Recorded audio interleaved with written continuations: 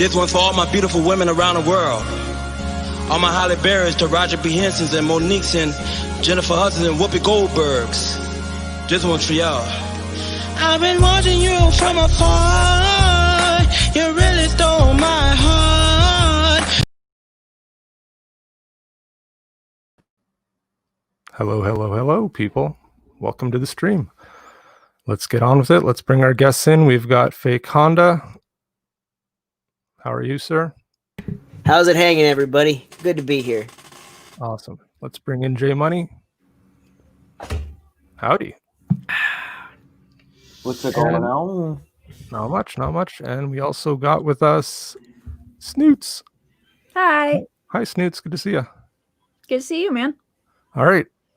Here we are. We are live on the interwebs for another open mic night. We'll see if Richard and Fade pop in here in a little bit, and if we can get some other people going. Oh, yeah. Have we shared out the stream yet? I did earlier, but I'll blast it out again. Yeah, let's get it out, Nova Blast. So, how's everyone's days going? Good. Oh, God. It's been fun, hasn't it? It's a can of worms. I got my tattoo shaded in today, so painful, but good. Where at? It's on my back. It's right this thing. Oh, wow. A little bit more. All right. Can you all see it all right? Oh, wow. Yeah. That's good. What is that now? It's a ferret in a Japanese style. Okay. Very good. Yeah, it's really dark because I am Wow. white as hell and I bruise easy. But over the next 3 days, it should be healing up just fine. Very cool. That looks good. Yeah. The gentleman who does it started off doing realism and grayscale, and then he did like 1 or 2 Japanese tattoos. And he's talented from the start, so when he switched styles, everybody's like, "You're the only guy in this area who can do this." So everyone's hitting up for Japanese tattoos now. So Wow. it took me a year to get the shading done from when the line work happened because COVID happened. Mm-hmm. And everyone else was shut down, and they secretly had their shop open because, you know, we're in California and everything's closed. I feel your pain. Yeah, it just took me forever to get a booking in because everyone was going to the shop. So I imagine nobody's able to get tattoos nowadays with everything being shut down, right? Like, it's got to be a lot harder to schedule that stuff. It's a cash business, so they can do it right, you know? Oh, yeah. If they're smart about it. So I won't give it any names. Yeah. Don't give it away. Oh, shit. So what you got lined up for us, Mr. Nova Blast? Oh boy, nothing. I just figured, you know, with everything that was going on this week, I didn't think there was you know, I was going to stream on Wednesday night, but then just with everything going on, I was like, there's no way I can put into words the kind of stuff that's going on and how everybody's feeling and talk about things that don't matter when that's all anybody wants to talk about. Right. Yeah, right. I agree. But it's also one of those cases where it's going to take time, you know, like I think everything is very contentious right now because it's so fresh still. But I think over the next couple days, hopefully things are going to chill out. I guess we'll see how much pressure there is to try and kick certain people out. But, you know, just trying to stay positive. I think 2021 was supposed to be all about like positivity and no. looking forward to the future and getting rid of this depression that we're in, you know, but it's just like the way it's starting out. Is this going to be worse than 2020 now? Mm-hmm. You know, I kept on telling people whenever he's like 21 is going to be so much better than 20. And it's like, yeah, there's always the calm before the storm, and like everything kind of curved right before elections. And it was just like, yeah, sure as shit. 21's going to be worse. seems like we got Bill like in here. 2019 was pretty awesome, though. I feel like it was. 2019, yeah, it was. It's Actually. like got a lot of calm action before the storm. It was the calm before the storm. Yeah. Yep. Yeah. And like that was the year that we decided to actually get our comic off the ground because you're like, you know what? Everything's going great. What a perfect opportunity to stop working and focus on independent comics. Man, I'm so glad I quit my freaking job when I did. Harvey Weinstein still walked without a walker. Or was that 2018? I think that may be in 2018. I have a TV around. that's neat. What the hell is this? That's amazing. I made it. I made some overlays since I paid for StreamYard. I figure, okay, I can like scrub together some graphics. Fancy. In the big leagues now. I'm sure Harvey Weinstein never pictured himself like this. Next to me, live with John, Snoots, Handa. I love you need to guys. Figure out how to do that green Yeah, it's screen, awesome like, to hang out with you guys. Right back at you. So you're totally able to do overlays just like in Streamlabs with StreamYards clearly as you Yeah, have so I done. got OBS running as like my virtual webcam, so I can do all sorts of shit within the webcam, and That's then awesome. all the stuff within StreamYard is separate, right? But you can even play with different layered green screens because you can have a green screen effect in OBS plus your green screen effect in StreamYard. So you can set like red or yellow in OBS and then use the green or blue in StreamYard, and you can actually have two different chroma keys basically, as long as they're on opposite ends of the spectrum. You know, like do yellow and red on one side and like green and blue on the other. Right. Should work. I got it to work before, but I just don't want to like make anybody die from a epileptic seizure, you know. Yeah. Well, I actually like it without the moving background. I absolutely fucking hate. I mean, yours is fine because it's like a graphic, but like Kyung, he has like that jumping girl. Literally, Yeah, like, it's so like like too repetitive. Yeah, it's like those 2 hours of like just a jumping girl. I'm like, Kyung, take it off. Like, What are you please. talking about? That's the only reason I watch his streams. Oh, okay. Okay. Not me. What, do you just mute it and just watch it? Yeah, I have feel it like play in I'm the like- background. Yeah. I totally feel like I'm in 12 Monkeys right now. So what are we looking at? No I idea. just brought up bounding into comics and just was looking at what articles there are. Oh yeah, Or let's see. just- New in the news. Let's see. you can Mike see was what ranting to me Leonardo about the High DiCaprio would Republic look like today. as Spider-Man. Huh. What'd Ooh, Mike just say? what I've always wanted to know. What about Mike Sneets? He was ranting to me about the High Republic today, about the Wow. writer, and he was looking at the previews that it might have been Bounding into Comics he was reading, but it was just a I load of wish I was horseshit. high. What's Oh, another shit. like? Yeah, another shitty thing that happened this week basically is High Republic, because now there's going to be, you know, crappy Star Wars content for the next couple of years based I don't around know, man. that. I don't think it's related to the movies or the TV shows. It's just Oh, comics right, and right. books, but still, it's like I think Which Disney is bring back Plus the is old. going to try really hard with their expansive universe. It's going to be. Let's see what fucking happens. I Like, bet they you already they're going to queued- compete with the movies. It sounds like they're already giving Gina Carano a show. They're giving Boba Fett a show. They're giving Obi-Wan a show. And there's another one I am blanking on right now. So there's like 4 new ones other than Mandalorian coming out. And then for some reason, Kathleen Kennedy has her job still, although I thought she was getting fired at the end of the year. Maybe fiscal year. I don't know. So they went Yeah, ahead and politics. rolled out High Republic anyway. I don't get what's happening. It just seems like they're cut down the middle. it's just a recycle of a whole bunch of other ideas they've had over the years too. So I think it's kind of a beleaguered effort to try and get Star Wars back into the public consciousness. You know, if they're not going to be having any movies hitting anytime soon, you know, Mandalorian's kind of big, but I don't know. It seems like they're going to be limited to one series per year for the foreseeable future, unless they really ramp up and start, you know, because I don't think anything is really set till 2022, 23 at the earliest. We're not really getting anything new this year. Let's digress real quick. Um, Does your ferret eat anything around the house? Oh, cute. Anything that we leave on the floor, yes. When we lived in Key West, we had this. I don't remember Wanna see ferret. what the Oh, fuck he was. But he left his 2 ferrets, and my mom and my dad had to babysit him. Mhm. Those 2 motherfuckers ate everything. They ate like the Oh, yeah. scuba diving masks. They. Oh, yeah. I don't like babysitting ferrets. No, their Monster. scientific name literally translates to stinky thieving weasels. Yes. Because Yes. that's what they are. If you don't feed them the right food, they will stink like a skunk. They're in the same family as skunks.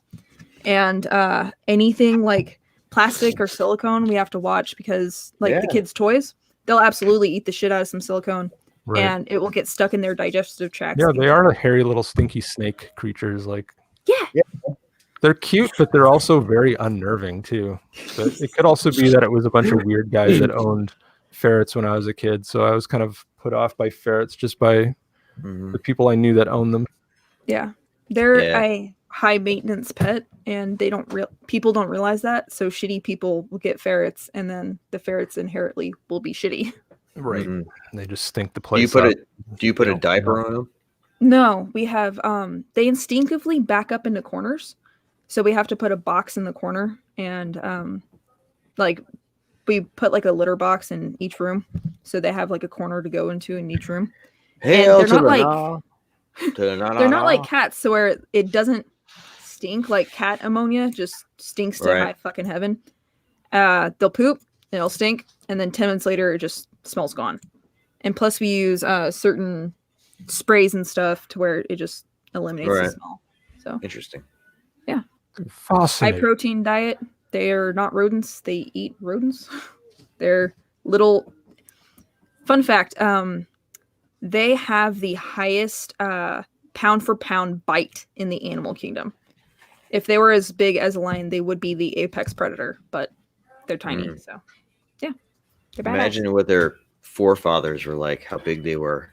Well, are they related to Wolverines? They used to be, and mongoose have semi-retractable claws, so now mongoose are classified with cats, and I think it's horseshit.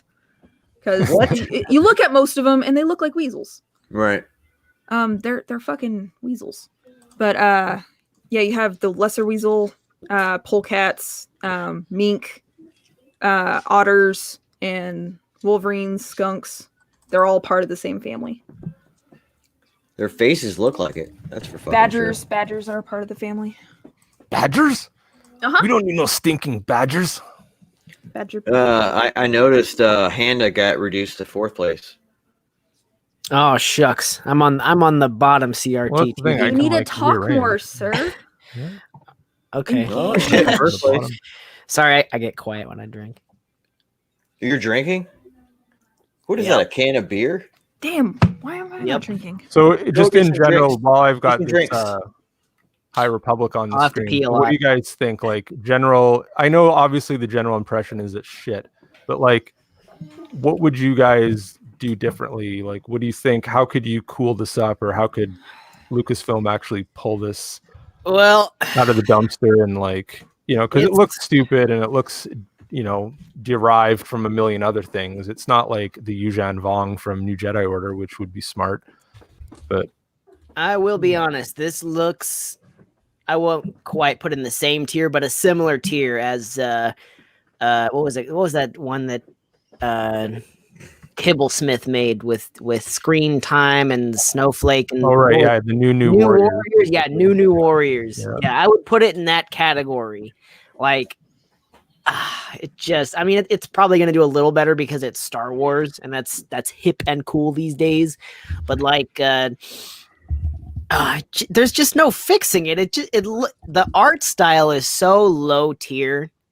It's trash. It's garbage. Exactly. This is Star Wars. You look at some of the older Star Wars comics, even some of the relatively recent ones, like they still look pretty good, as far as the art goes. And then you look at this, it's like, what am I looking at here? Well, here's like the famous part. Okay, so look at this panel here. Let's see. And you can see that the girl is somehow slowing her descent by With a jabbing her lightsaber. lightsaber into the actual mountain. Me and Mike were talking about this today. This is what he was ranting about. We're just Oh like, my god. do you not understand the physics of the lightsaber? Will cut through anything. So where is the force usage? And I was like, yeah, I could see her like trying to slow her fall and like getting herself focused and like bouncing back and forth between trees, like jumping down Right. to her fall. Like, where is the force in all this? Also, lightsaber physics. So Yeah. So there's two different layers I would attack this at. One would be on the surface, it just looks dumb, so you probably don't want to do it but deep down with the force, you could make sense of it where they're controlling their descent using the Force, but also using the lightsaber to like dig in and control their descent. Yeah. So it's not so much that it's the whole lightsaber that's slowing them down, but they're in control of their descent using the Force as a whole. And so then it would kind of like, okay, it makes sense that they could hold the lightsaber like that and just fall slowly. But then you're kind of digging into the nitpicking. Yeah, and that point, it's like, region, why even bother going through all that when you could just, use the Force or just grab the tree?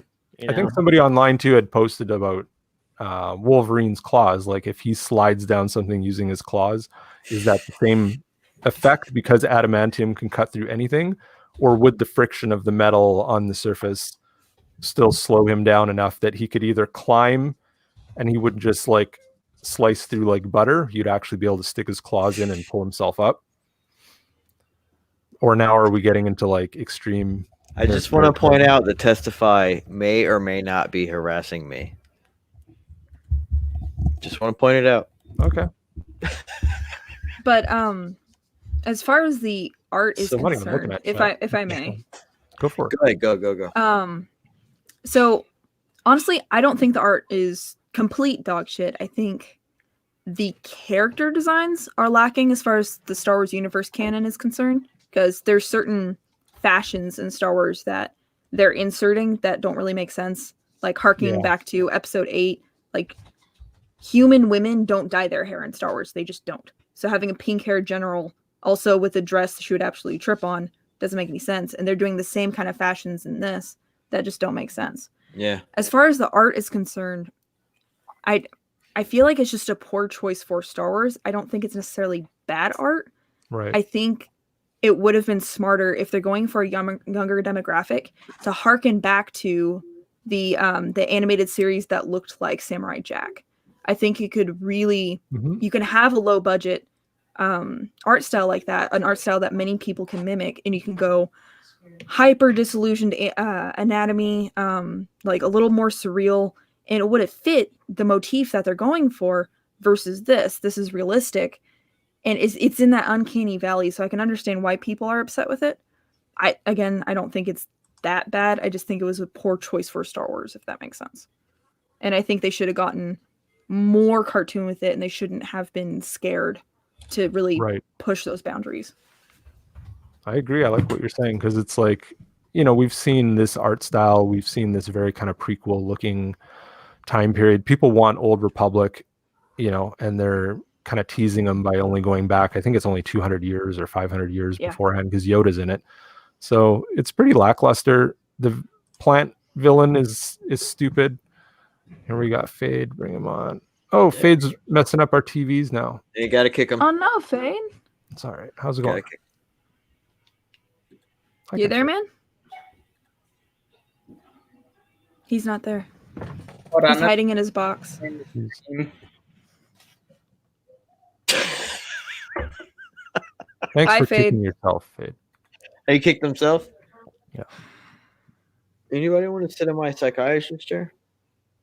I just don't give a fuck. Perfect. Take some fucking shit. Been trying to find some clips. It's What like, was that gay what stuff can I there use? just now? It was Reggie Watts' fuck shit stack. Yeah. I have no idea what you just said to me. Reggie Watts. He's shit like a musician. Stack.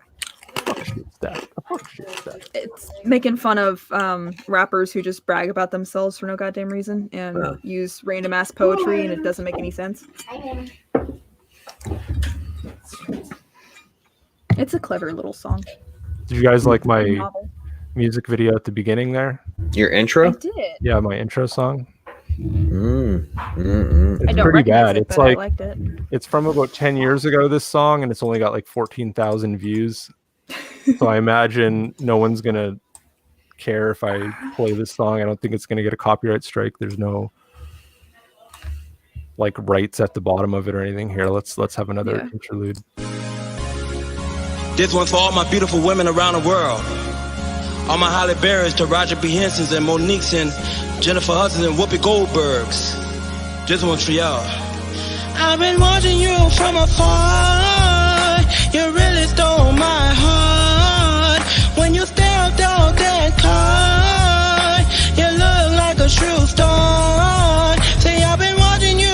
afar. You really stole my heart. When you stepped out that car, you look like a true star. Girl, you deserve an Oscar. You deserve an Oscar. Red carpet ready, girl. You deserve an Oscar. Girl, you deserve an Oscar. You deserve an Oscar. Red carpet ready, girl. You deserve an Oscar. Girl, you deserve an Oscar. You deserve an Oscar. Red carpet ready, girl. You deserve an Oscar. Girl, you deserve an Oscar. You deserve an Oscar. Red carpet ready, girl. You deserve an Oscar. Moonlight and so much all day. The sweetest apple, she's alive for the party. She's looking so naughty. Could let her get away. I had to call her quick play. Cause my day wouldn't be the same if I didn't try to get them digits and try to get with it and kick it a minute. You're so special. I find you cracker, girl, your pals never sparkle. I've been watching you from afar. You really stole my heart. When you stepped out that car, you look like a true star. See, I've been watching you from afar. I sure have. You really stole my heart. Yes, you did. When you stepped out that car, you look like a true star. Girl, you deserve an Oscar. You deserve an Oscar. Red carpet ready, girl. You deserve an Oscar. Girl, you deserve an Oscar. You deserve an Oscar. Red carpet ready, girl. You deserve an Oscar. Girl, you deserve an Oscar. You deserve an Oscar. Red carpet ready, girl. You deserve an Oscar. Girl, you deserve an Oscar. You deserve an Oscar. Red carpet ready, girl. You deserve an Oscar. Whether you form on a petrol, you have the Louis looking better than natural. You can replace a mannequin in the store. Those window shopping, get shown up grabbing iPhone. Wow. Cause when you step out, you go all like pieces to down. All the chicks got a bow, bow, shell go pow. You're picture perfect and all the accolades, you deserve it. I've been watching you from afar. You really stole my heart. When you stepped out that car, you look like a true star. See, I've been watching you from afar. You really stole my heart. When you stepped out that car, you look like a true star. Girl, you deserve an Oscar. You deserve an Oscar. Red carpet ready, girl. You deserve an Oscar. Girl, you deserve an Oscar. You deserve an Oscar. Red carpet ready, girl. You deserve an Oscar. Girl, you deserve an Oscar. You deserve an Oscar. Red carpet ready, girl. You deserve an Oscar. Girl, you deserve an Oscar. You deserve an Oscar. Red carpet ready, girl. You deserve an Oscar. Starstruck, she really got me hyped up like I've been sipping on some of that Starbucks. I like to wear cocktail with the dress, make her walk down the aisle in a black tie, black tuck. That girl has uphill show enough. That's why I tried to stay up. Not a buff, fit a vampire, cause you try to stay heart so lonely you wind up. She really has the bling effect, and I'm not just talking about on her neck. She's like one of the hottest of the 90s, walk past you and make you sweat. She's coming home with me, let's bet, cause all those games ain't having that. And I'ma keep stacks on deck, having her friends saying, girl, where you bought that at? That's right, only the best old spice on my chest, Colgate on my brush, Chanel on the breast. I must confess, invest in swagger to the test. She always is a pleasant gift. I know she gets a beauty rest. Sweetheart is blessed, that's why I stay like Fresh Prince. I'ma keep it fresh. She's real like Betty Boop. When you're sick, she is the soup. Classy Marilyn Monroe. You look at her and you say, whoa. And I'm like Carlton Banks. I'ma keep it debonair. Now you could take the flick, cause ain't we the perfect pair? I've been watching you from afar. You really stole my heart. When you stepped out that car, you look like a true star. Say I've been watching you from afar. You really stole my heart. When you stepped out that car, you look like a true star. Girl, you deserve an Oscar. You deserve an Oscar. Red carpet ready, girl. You deserve an Oscar. Girl, you deserve an Oscar. You deserve an Oscar.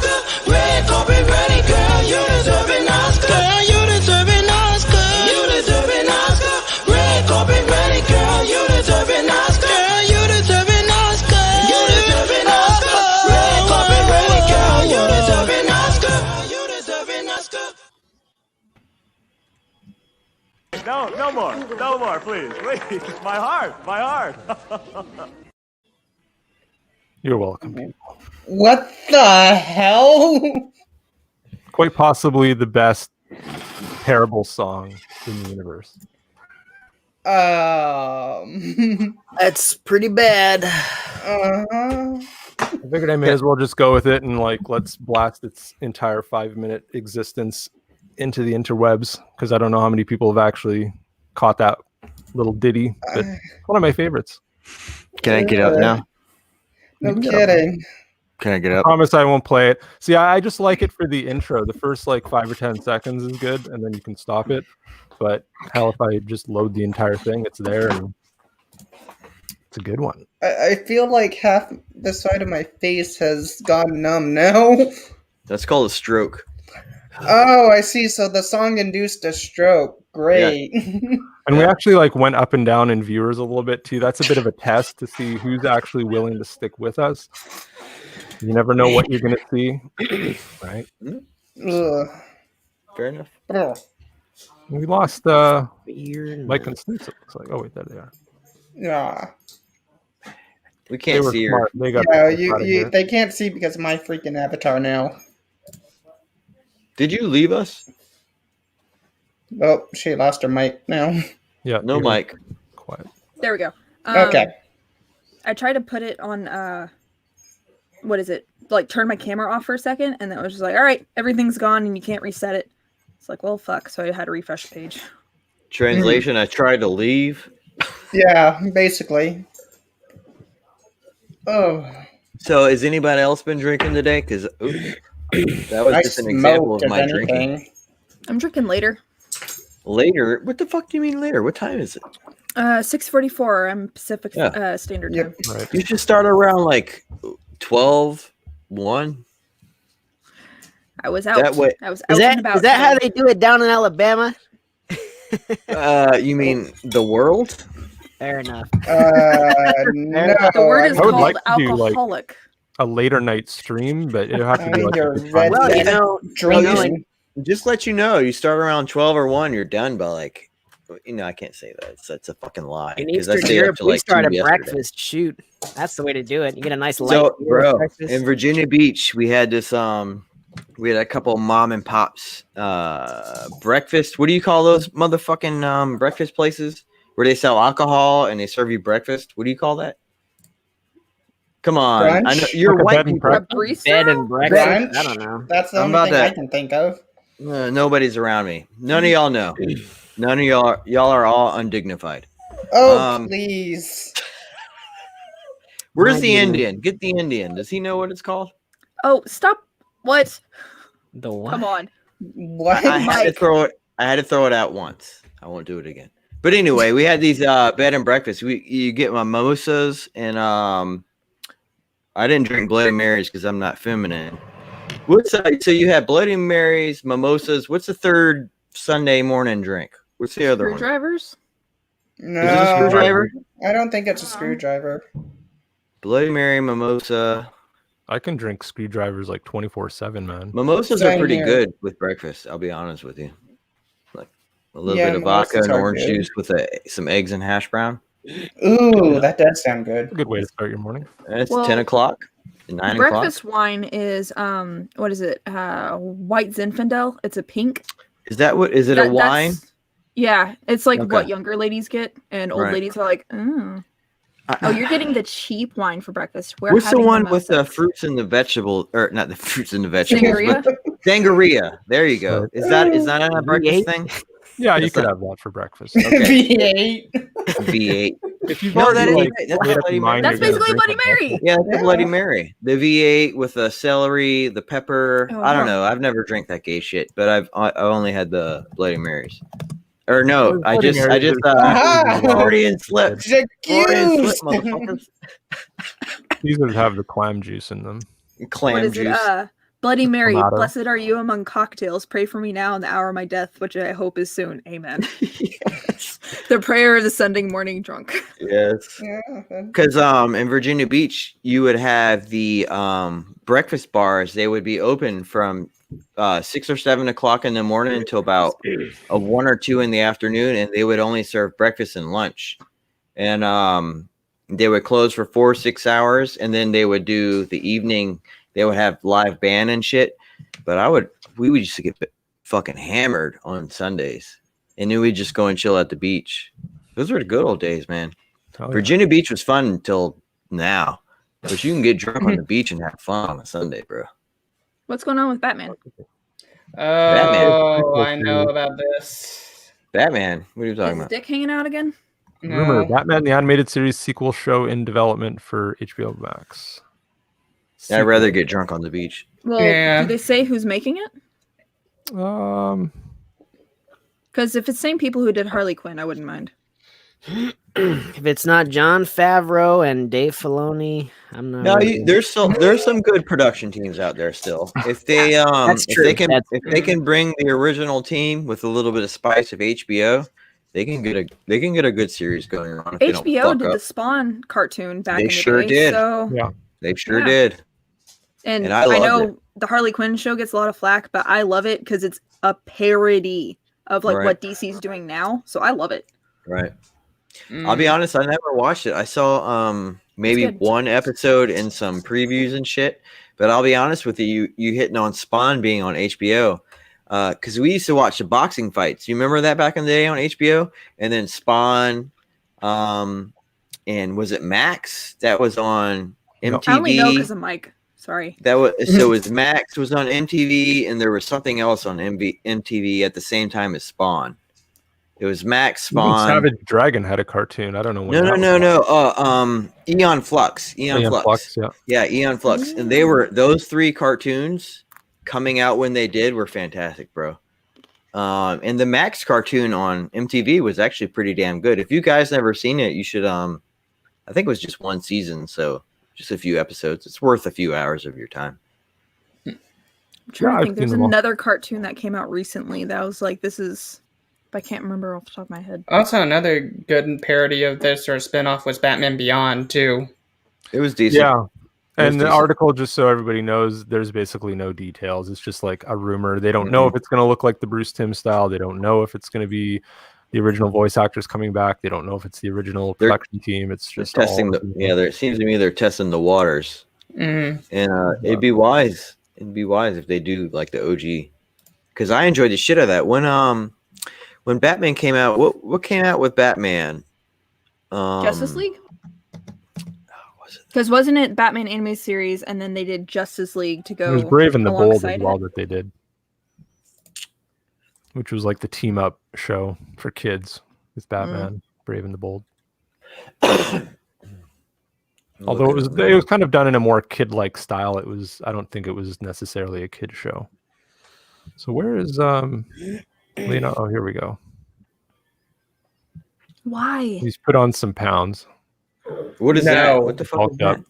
This is What is the see Leonardo DiCaprio as Spider-Man. Oh no, that's Why? Leonardo will never Superior be. Spider-Man. So it's like the Doc Ock version of Spider-Man when Peter Parker's consciousness goes into Otto Octavius. and I he could kind of see them becomes- doing What? No. so many other people. Like what Chris Pine did the voice for one of the Spider-Men, the one that died in the Sony Yep. cartoon. Mhm. Yeah. I could see them doing Chris Pine in a little Photoshop thing, but this guy, no. No thanks. I think it's just because Leonardo DiCaprio has been rumored for so many different roles in comic book and superhero movies over the years, and he's never actually, done it, been committed to it. But Off topic, on topic, I would love to see a Photoshop of Donald Glover as Prowler because he was supposed to be Miles's uncle in Oh, that I one agree. movie. I would love to see just a Photoshop of Prowler.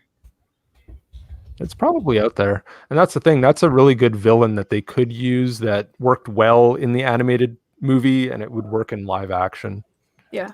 Because he hasn't been done to death, that character. I've got his first appearance too. He's always been one of my favorite Spider-Man villains. So He's one I of the found- examples of like creating a good character that fits like all the diverse boxes, but it's just like you're legitimately creating a new character, and it ran. It was great. Yeah, Lakem just said And he Eon just Flux. looks cool too. Lakem just said Eon Flux was amazing. It absolutely was. Yeah. The articulation in their movements during the show, and I'll be honest, if you guys have never watched The Max or Eon Flux, the MTV shows, you should fucking write it down and make sure you do it. Especially if, since you know, you tend to sit on the creative side, it's a must to watch the Eon Flux MTV shows. I'll be honest with you guys. And if you don't, you're gay and you should leave. Is anybody going to leave? No. Okay, that means you're going to watch it. So Lakim Yeah, and I've I seen it said all. you I've must seen it watch all. it. It's been Just a while letting you since know. I watched them, but I'll go Depends. back. I think I have them on DVD too. I got all those Liquid TV episodes. I'll be on, honest like, with you. some DVD set. So the Max wasn't as prominent as the Eon Flux. Did you ever watch the live movie of Eon Flux? It was shit. Did you ever Yeah, I watch it? watched it. It is It- pretty bad. I prefer. Remember Ultraviolet that came out Mhm. around that time with Mhm. Mila Jovovich? I much preferred that one. Yeah, it felt just Another like similar Resident Evil. Cyber chick action movie. Yeah, it felt just like Resident Evil. It was garbage. But the I've the actually been animation, revisiting all the Resident Evil movies recently. right? I hadn't seen any of the. Like, I don't think I've seen the last 2 or 3 or 4. No, maybe I've seen up to like number 4. So I haven't seen like the last 2 or 3 of them. Right. So I grabbed them all and I started watching them. I think I've only about 4 in now, but I started at Halloween and I've just been like randomly watching them again and getting caught up. And they're not that bad. I mean, if you know that they're a cheesy action movie with like a video game theme, and it's far past, like, the first one is still the best out of all of them. Well, And the did y'all first ever one watch any of the is right OG on Street above. Fighters? Did you ever watch any of the OG Street Oh Fighters? yeah, I saw the original Street Fighter. Yeah, that's a must too. theater. You guys have to American watch the one. Street Fighter anime I shows. saw the I saw Mortal Street. Kombat. Did you guys see the movie for Street Fighter? Do you mean the All movie? of them. You have to Street watch Fighter all. You I've have seen to everything. watch animated every stuff, the single live one action of them. stuff. You have to watch every single one. It's literally a must.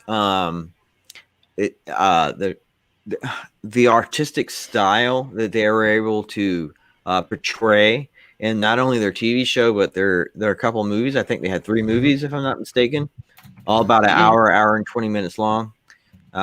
You get like I'd say 2.5 to 3 stories in each one. They're a must, man. They're a must. They're good. They're so good. So did anybody on the panel care about Star Trek at all or watch Picard? STD. STD. Well, there's STD and then there's Picard. So Picard's coming back for a 2nd season now. Are It looks you like serious? Whoopi Goldberg's coming back. How? Well, Guinan and her species, I think she's like super old. So it's not like a secret that she could come back. Mhm. But Picard ended strangely because they basically turned him into a android. I don't know why she Picard ruined her died, and career. They basically turned him into like a Data, so that he could live forever, another whatever 150 years or something. But it's really lame, once you kind of kill Picard off and then bring him back as a cyborg, just so that he can learn the lessons that Data learned.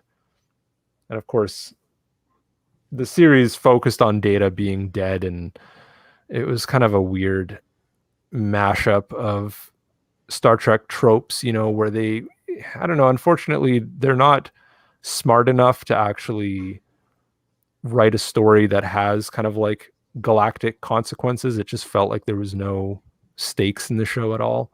Yeah. But yeah, and I just don't like that everything gets so dark. They have to do this dark turn on things. So they can't do any of the bright optimism or futurism of the Next Generation stuff. They're just blends in and looks like Battlestar Galactica or Firefly or any of these other kind of more modern sci-fi shows. But yeah, it's just with something like this, like I do like seeing when the next gen characters come back, but it's all for naught. Like it's just they've killed it now. Yeah. Yep. So whatever. Yep. What's I Whoopi watched Goldberg Star did Trek differently? once. We got all the Johnny Depp stuff. Yeah, Amber Heard's coming Yeah. back and doing a Mira series, whether we like it or not. Yep. Hmm. Although her latest scandal got leaked, so What's her latest scandal? basically robbery of children donations or something like that. Oh, right. Yeah, I heard about that. Actually, yeah, I think even Tug was talking about that months ago, that she was cooking the books with her charitable stuff. Yep. I mean, Yeah, it's a great tax advantage scheme. Right. I'll give What you a that. twat. It's a killer tax return you're going to get on that donation. Mhm. Just put Dolphin in the next Aquaman and minimize Mira. There you go. Problem solved. Give her her own show. Put her in isolation. Let her poop on somebody else's bed for once. Or bring in Aqualad. Like, if you want a companion for Aquaman, bring in Aqualad, man. Yeah, you Come could on. do that. Yeah. Yeah. I think was there Aqualad, Aqualass. There was like a whole string. Like they tried to do the same thing with Flash. Like, you know, they do the Flash family, the Aquaman family, the Batman family. There's all these like Yeah, there are several Aqualads, if I remember correctly. the thing with Dolphin though is it could be like a romantic triangle, right? So they could kind of get between him and Mira with the Dolphin character, and then minimize her role in the movies and just put her on TV or on Disney Plus or whatever, where she's I guess it would be HBO. HBO Max. Yeah, Yeah. keep forgetting what all these. There's too many streaming services. It's just like cable TV again. Yep. Well, at least Oh, yeah, this time Downey around we Jr. don't is have still on. commercials. Oh yeah. You I can was actually watch thinking what you want to about watch. That could be pretty cool to see. It's at the very bottom. Yeah. I'm not against it just because I know they might go with the casting. Can you guys see that? No, I only see the. Oh, there we go. There we go. Meh. Yeah, it's kind of a cheap Photoshop job, but Yeah. I could see him wanting to like stretch his acting chops and do something that people don't recognize him in, because the go-to has just been he's got too much charm and charisma to play Thrawn. Thrawn's a little more cool and calculating, right? But Mm. I could see him like doing it. I could see Disney giving him a chance.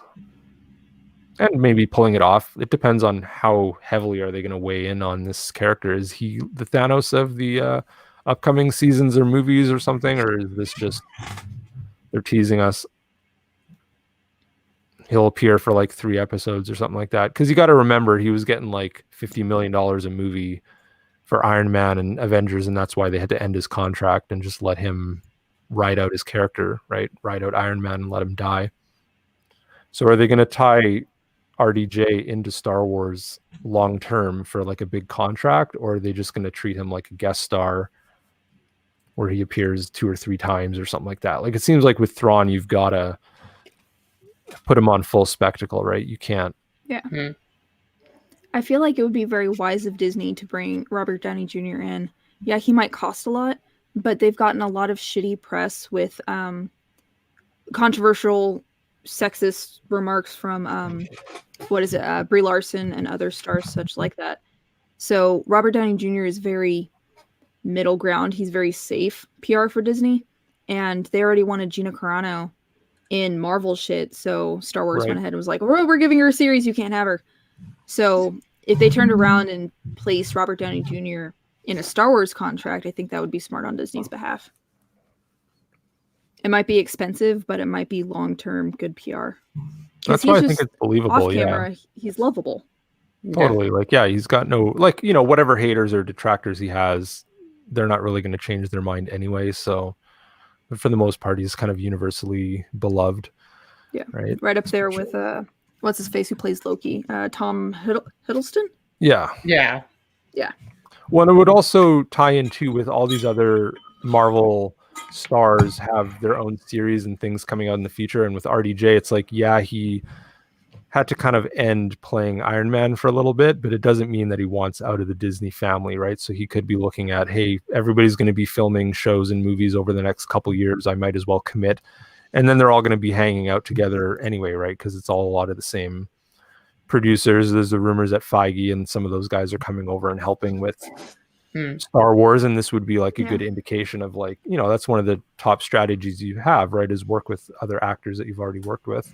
Yeah, and Favreau launched Robert Downey Jr. as Tony Stark, so just perfect little shoe. It does make sense. That's the original art. So you can see why people want that Mikkelsen guy, not Mads Mikkelsen, but his brother, who does the voice, and Cumberbatch is another rumor all the time. I want Danny DeVito. I understand. Oh my god. But I like the John understand why Hamm. they Somebody did a fan casting of John Hamm as Thrawn, and I thought that was pretty good. I feel like that's good, but he looks like a smaller guy, and Hamm is massive. Like Hamm, I would put as a cast for Superman, not as Thrawn. 6'4" in the book. I think they describe him as being like well over 6 feet. Really? So he's tall and imposing and stuff like that. And he is like a master hand-to-hand combatant. He just doesn't, you know, really use it that much in those 3 novels. I think there's one fight scene in the last Command, but it's been a while. Actually, I want to go back and think I'm going to listen to the audiobooks for the Thrawn trilogy that he did, because it does seem as well like they're going to adapt Heir to the Empire, you know, and then what's the other one? Dark Force Rising, I think, is the second one, and then Last Command is the third book. If you guys haven't read the Thrawn trilogy, it's definitely worth checking out. Or even these there's like a Thrawn series, there's the adaptations, that's where these ones are from. There's like comic adaptations of the 3 novels. I don't have time to read anymore. Well, you know, comics, you know, eventually you get to them. That's the great thing, right? Like, I'm stuck on the Invincible omnibus. Nice. Yeah, I got to keep giving that series a push. I've gotten up to about issue 50, but I haven't really pushed past it. I know some of the spoiler stuff that comes in later on, but because that was about 150 issues or so, right? I can't remember. I think so, yeah. Or 137. It's a massive three book omnibus about this thick for each of them. Massive story. But yeah, that one's getting an Amazon thing now too. I'm worried about that one. What are you worried about? The Invincible Amazon animated show. Oh yeah, the trailer was a little lackluster, but I'm still interested to see it. I want to watch it with an open mind, or I'm gonna try, but I'm still pretty worried about it because they're doing little things like just changing out characters. Like it goes back to the argument of if a character's race doesn't matter, then why don't we just diversify the cast a little more? And it's like, well, if the race doesn't matter, then why are you changing it? So if they're changing it, then they must have a motive. And that's what worries me. Where it's just like, if you're going to stay true to the comic, stay true to the comic. It's when's the last time we've seen something legitimately true to comic? Killing Joke, we were this close. The last 40 minutes are great. And the first 40 minutes are black it out of my memory. So I'm really hoping Invincible doesn't do the same thing where it's just like, this chunk is spot on, and then we're going to add some social justice bullshit in it. I'm just shit like that. I think it's just going to be like Walking Dead. I think he's going to put minor differences in there just so that it's not exactly the same as the comics, because you have to expect a lot of the comic readers are going to come over to the show to check it out. So you can't put all those story hooks and twists and stuff in the show because then they'll see it coming, right? So he's going to have to like.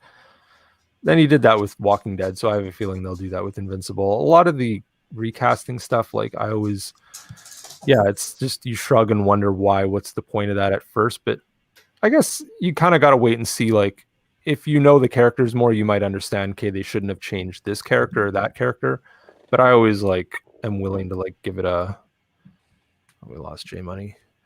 Give it a chance and just see like if it gives the character a different dynamic or whatnot. But yeah, we'll see what it's just like with the new Masters of the Universe Revelation cartoon, right? Like everybody's worried because it's Kevin Smith, but you look at the cast doing the voices and it's in this epic stellar cast, right?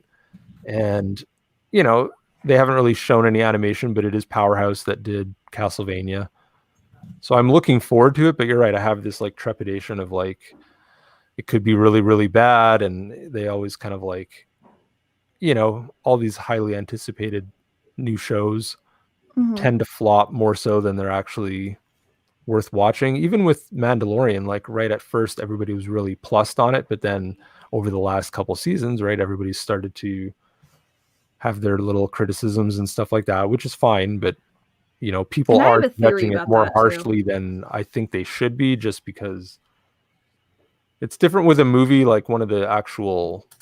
Like I'm old enough to remember the Ewok movies, like TV movies, and I saw the holiday special as a little kid on like a, you know, bootleg VHS tape and everything. And Yeah. it's kind of like the heyday of Star Wars content right now is on Disney Plus, and is Mandalorian pretty much at the forefront of that, right? In terms of taking back the storyline and the timeline and, you know, doing the fan service and all the stuff that people want after the lackluster Disney sequel trilogy, right?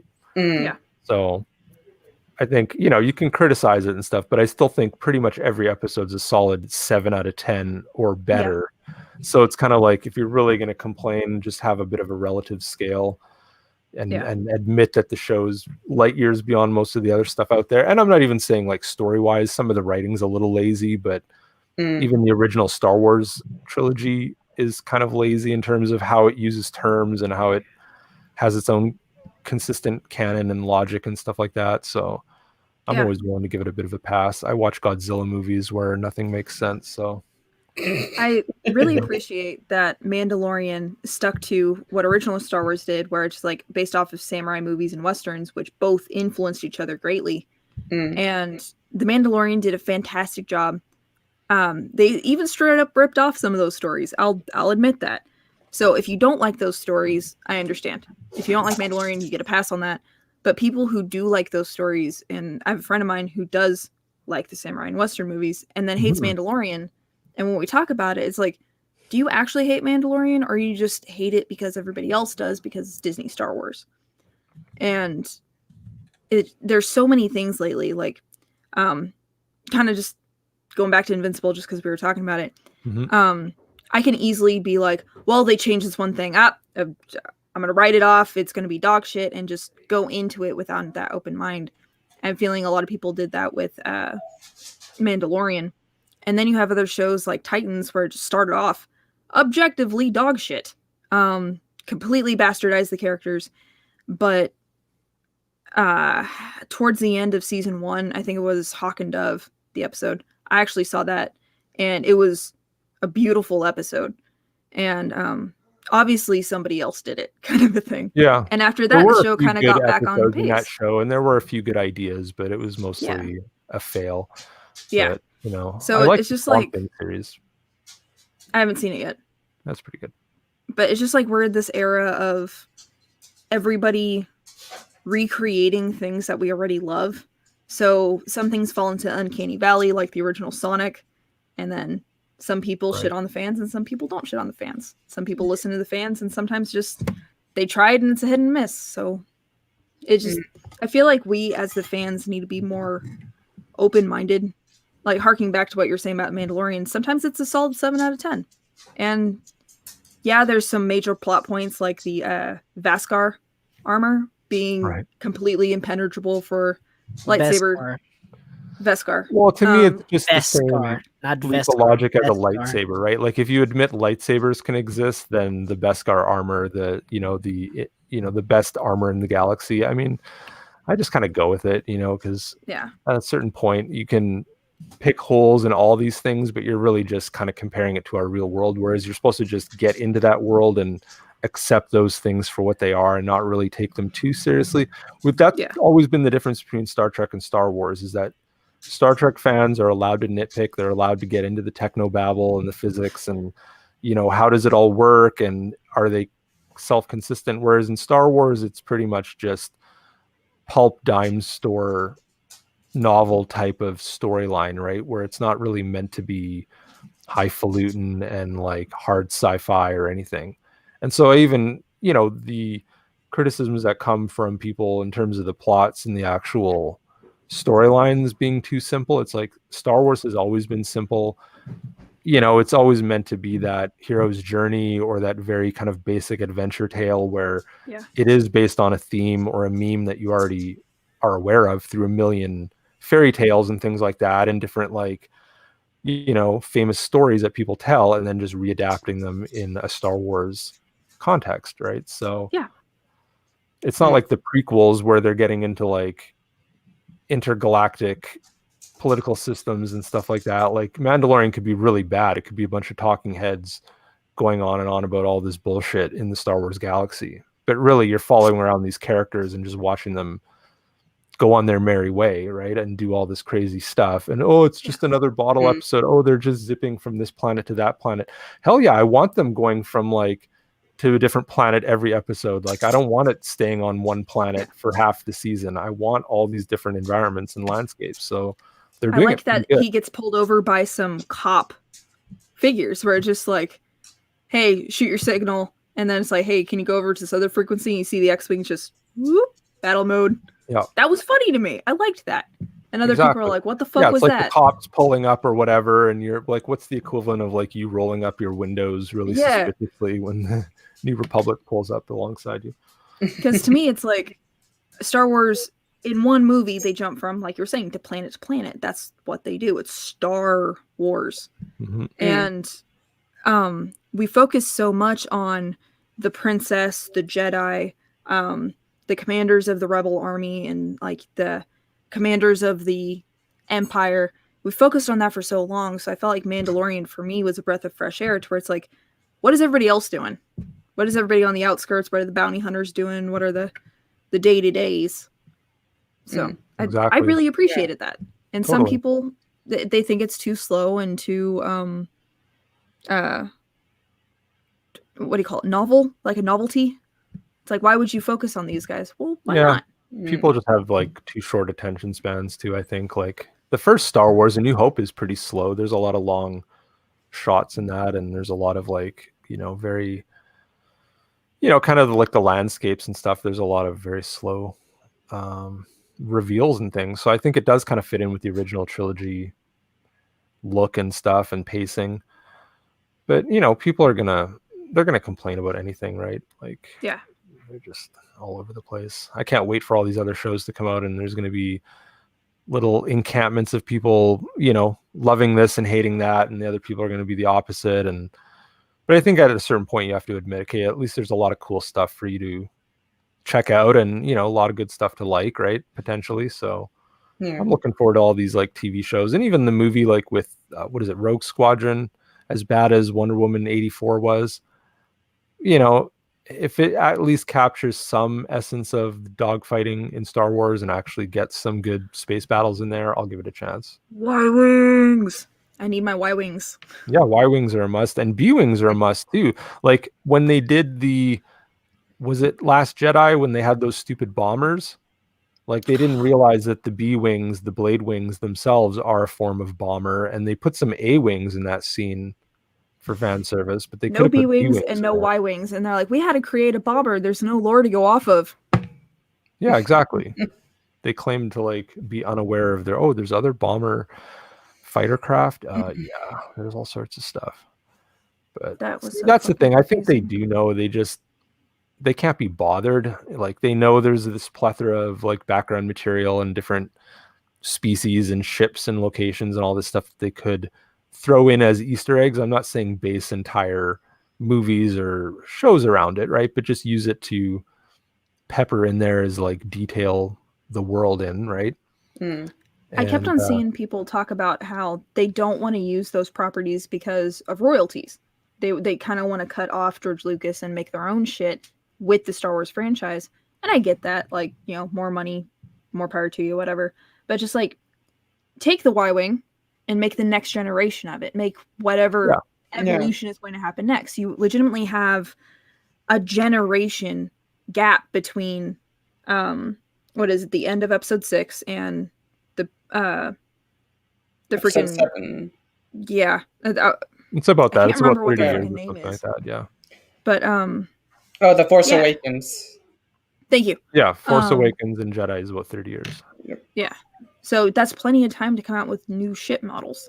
So the Right. fact that the ships look so polar opposite from what we already Well, have, some of where them, it's like just the like flat X-wings, were horizontal. almost exactly the same, and then all the other Mhm. ships were quite different. They didn't really mix in. Like they could have put new ships in there, but had them be Easter eggs by referencing other, video game models and stuff from the books and stuff from the other games and stuff. There's a whole assortment of like, crazy in era ships that literally look like they're from the original trilogy or in between, and don't look so different. I think a lot of that too comes down to them just hiring different designers, different concept artists between like the prequels and the original trilogy and now with the sequels. There is Doug Chang and a couple of these guys stick around and do designs across all the movies, but for the most part they're trying to get like a different palette and a different feel even for the ships. Like I don't think they really tried too hard. Although I did like some of the stuff, like those gorilla walkers in Last Jedi were kind of cool, like the big imposing, Mhm. kind of more barely bestial remember those. AT-ATs. Yeah. There's these cool things that like crawl on the ground. They pull those cannons. Remember how there was those yeah. big, and it's like a weird, I think it's called like an AT-MT or something like that, and it's got like 11 insect-like legs. So there was a lot of cool little background vehicles and ships and stuff in the sequel trilogy, but you didn't really get to see them close up. Mhm. And the stuff you did see was pretty lame and nothing Yeah, right home especially about it. Nothing what that were sold any toys. those snow speeder bikes or something? The ones with the belt. I can't remember the name of that was. I believe it was on The Last Jedi, I think. Speeder bikes? Which part? The ones with the belts that looked like they could be used for snows, but when that in Return of the wait a minute. Yeah, Return of the Jedi, weren't there already hover bikes in there? Yeah, there was speeder bikes in Jedi on Endor, right? Yeah. At the end in the Yeah. forest. Around. I'm trying to remember in Last Jedi though. Like, see, that's one of those movies where I did see it twice in the theater, but I don't think I've ever watched it again since. The first time I watched it, I was in shock. I was like, there's parts I liked about it, like it's shot well and it looks good, but the story sorry. obviously is shit. And I I was just like, misremembered. It wasn't The Last Jedi. It was the Last Skywalker. Mm. right. The last one, you mean Rise of Skywalker. Yeah, that's it. Right. In The Force Awakens, I remember somebody's phone fell out and landed under my seat from the previous movie. So whoever sat in my seat, their phone was underneath me, and it was going off in the middle of the movie. So I had to get up and walk out, and it was during like one of the chase scenes in the Falcon. And so I walk in and I just see this monster, and I have no context or anything. I'm like, thanks Disney for whatever the fuck that is. So it completely took me out of the movie, and yeah, so I already had that biased. I was just like, well, this movie fucking sucks. And then going into the next movie, which me and Mike have talked about ad nauseum, of the first movie he says was solid. What made it shit was the next movie with Rian Johnson. Yeah. And I remember in the theaters, it was like a roller coaster ride. I thought it was really pretty, like Aquaman, and I was just like, oh, this is great. And then the more we talked about it over the next week, it was just like, wait, this didn't make sense. And this didn't make sense. That was actually a dog shit movie, wasn't it? You're talking Like, about it Last looked- Jedi, right? Yeah. Yeah. And it looked beautiful. But it made no goddamn sense. So I remember when I first saw it, I liked it. And the more I thought about it, the more like, this is a shit show. And then with the Skywalker, it was just like, you're trying to polish a turd here that Rian Johnson left behind. It's just You not knew gonna that work. they just made it all up on the spot and didn't really like give two shits about any of it making sense. Yeah, with Last Jedi, I pretty much knew it was bad right after the first time I saw it, but I wanted it to be good. So I kept kind of trying to convince myself that, okay, there's still a twist that's going to come. I did kind of like the twist of like, not Luke's character in general, like Jake Skywalker was an epic fail, but just the idea of using the kind of Zen tactics and not like actually going and fighting and stuff like that. I thought that was kind of clever. But then, you know, in the grand scheme of the movie, yeah, you need that fan service, especially after seeing that final scene in Mandalorian where, you know, you get your young Luke ripping through the Dark Troopers. Then yeah, you kind of realize they just wasted him in the movie. But if you look at Last Jedi as like its own movie, independent of like, it's not part of the Star Wars trilogy or films or saga or any of that, just look at it as like its own entity. It is kind of a very risky movie and a good kind of cinematic example of sci-fi. But as soon as you understand the greater context of like how they wasted Luke, then it just epically falls apart, right? It's almost impossible to watch that movie in a vacuum. But Yeah. someday people will like, you know, because it was the same thing with the prequels, right? Like people really universally hated the prequels for the first 5 or 6 years after they came out. And then finally people started warming up to them a little bit. And I think that'll happen with the sequel trilogy. Whether it's online, you just already have that built-in fan base with the younger viewers and stuff like that aren't used to the original Star Wars movies, or you're just going to have more people go back and watch them for bad Star Wars movies for what they are and just learn to accept all the, you know, stupid shit. Yeah. But whenever I saw episode 1, I was younger and I thought it was great. I thought Jar Jar Binks was hilarious because I'm a kid. And then watching 2 and 3, how it was increasingly, well, 2 was more political and 3 was just lightsaber fights. And I was just like, okay, both of you suck. Yeah. And looking back, I'm like, okay, I can look at these more objectively and so on and so forth. And I agree with a lot of people where 1 definitely was the weaker one out of the 3. I see what people are getting at now. And then, like you're saying, the younger generation, I'm looking at these, the new movies, and I'm like, well, these are dog shit. And Mike's youngest kid, her last birthday party was 789 Star Wars themed birthday party. She dressed up as Rey. And it was just like, all right, whatever you want to do. She fucking loves them. So well, that's cool if kids get something out of it. Like I'm never gonna be one to be like, oh, this kids shouldn't like this or whatever, because I loved all sorts of weird stuff as a kid myself. So I'm never gonna like want to pull that away from the kids. I mean, I think that's just how you have to go into it as a Star Wars fan, is just realize these movies are for a different generation. They're not made for us.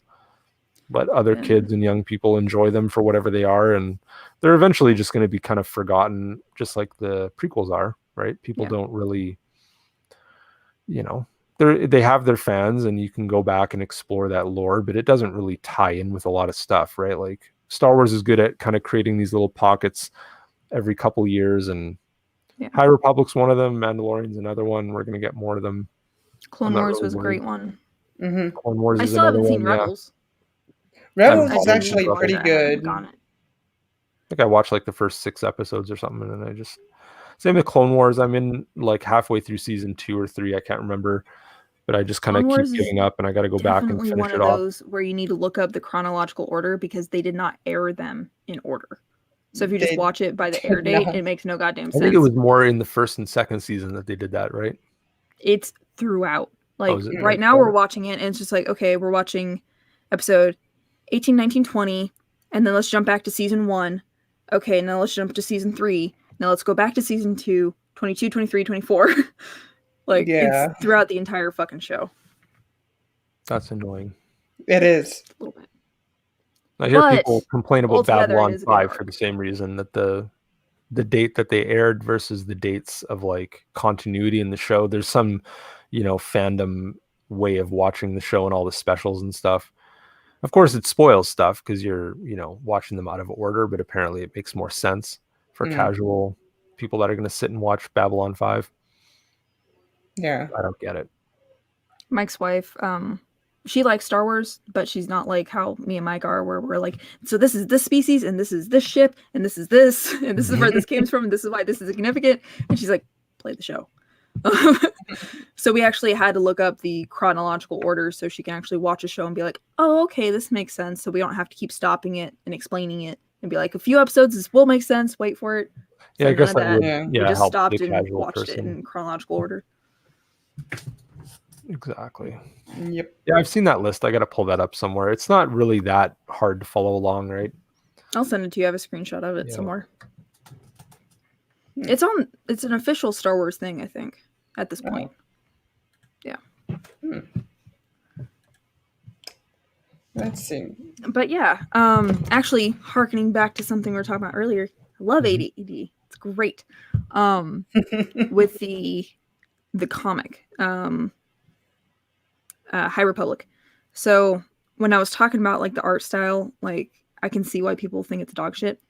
I refused to watch Rebels because Clone Wars was like up here. They made everything look like chalk. It was a very unique texture. Like for a low budget 3D modeling, they made it just spot on. Just it was brilliant textures. And then with Rebels, they're like, okay, so they did like this rounded figure and we're just going to blur it. It's going to be solid colors. It's going to be really bubbly. And it's just like, this doesn't work. It looks low budget. It looks bad. So I gave it a complete pass. And I agree. for Yeah, it longest looks way time. too wooden, way too uncanny valley. Like, yeah, Yeah. with Clone Wars, they have that. It's almost like a woodcut or like a miniature style, like you said, chalk. Like it has a very distinct kind of real world texture to it. And yeah, the way they're kind of all the edges are rough and everything like that. And yeah, they should have definitely adopted that style. They could have like scaled up the proportions, like keep that shader system for the look, but then just kind of create more, anthropomorphic. Because I guess Clone Wars, they're kind of a little bit deformed. They're not really perfect human size or proportions or whatever. And I think Rebels tried to be a little bit more realistic with how they portrayed the ships and the character scales and stuff like that. But it's that exact point where it's just like they just gave it to the wrong people. Well, I think they too, wanted some to of cut it the might have budget been back and they not knew do they the were going to do previous live studio. action. So they didn't want to do like too stylized with the characters, maybe because they knew eventually someday they might appear live action, and they want to kind of keep it a little more grounded, And I think too the big selling point was where it fits in with the storyline of connecting the original trilogy with like the prequel trilogy and stuff, right? And the Clone Wars time period. So I think that they failed, but I think that's what they were going for, is something a little bit more, not realistic maybe, but just a little more tied to the live action look. Unfortunate about it too is it was given to a completely different studio to save money because they already had a contract with the previous studio, and they're like, we're going to give it to a new studio to save on budget. So it makes you wonder, like with the High Republic and stuff, if they're so reluctant because of other failures, maybe they didn't give it to a comic division that's of high priority. Maybe they're like, we don't know how this is going to be. Let's launch this just to get it out of the way and let's see how it goes. So that might be another thing too that people may not be considering. Yeah, and I think too with all this, like we're only seeing like a tiny little slice of it. There's going to be a ton of shit, and some of it's like young adult, and some of it's more mature Marvel comics and stuff. But I don't know. It's going to be crap. The Bad Batch looks good though. I'll give that a chance, even though that looks like Rebel style animation. I don't think that's Clone Wars style, right? I'm really nervous about it. Because the trailer looked good, but I think anytime you have fast edits like that, you can make it look good. Yeah. Suicide Squad looked good. Another good one that looks like that might be coming out soon is an animated Godzilla series, if you guys are interested in that. Like actual 2D animation. Do you have a link or anything? You want to share screen? Yeah, let me pull it up real quick. Yeah. I haven't seen any of the Netflix Godzilla ones. Don't. Yeah, they're good, but they're a little chunky, if anything. What do you mean chunky? Like the animation, at least Mecha Godzilla was not that good to me. They do that cheesy kind of like 3D animation where it's cell shaded and it's meant to like look 2D, but it's really like 3D. I don't really mind that as much. It's got to be like done smooth. Like it looks really bad when they Or they just have the simple, I can't remember, is there hand-drawn cell animation over the 3D stuff in Godzilla, or is it's all 3D, right? It's all kind of the cell-shaded style, I think. There's a couple series I've seen where they use the 3D stuff just in the background, but the foregrounds are still hand-drawn cells, and that kind of looks cool. I like when it has like the different kind of textural style, but some of the straight-up 3D done as a 2D shader kind of gets old after a while. They need to learn from Spider-Verse. Yeah, that was it is, a I really think. good. Yeah, the way they blended so many different kind of like hand-drawn elements and like 3D elements. Yeah, it was really perfect. Yeah. You sharing or what? Yeah, it's in private chat. Oh, I thought you were just gonna like share your screen. Okay. Oh, sorry. Okay, it's all good. I can pull it up. I'm not gonna like do the sound on it because I don't want to like get struck. Right. Hail Finatra. Just looked at chat. Hail Finatra. Hey, you.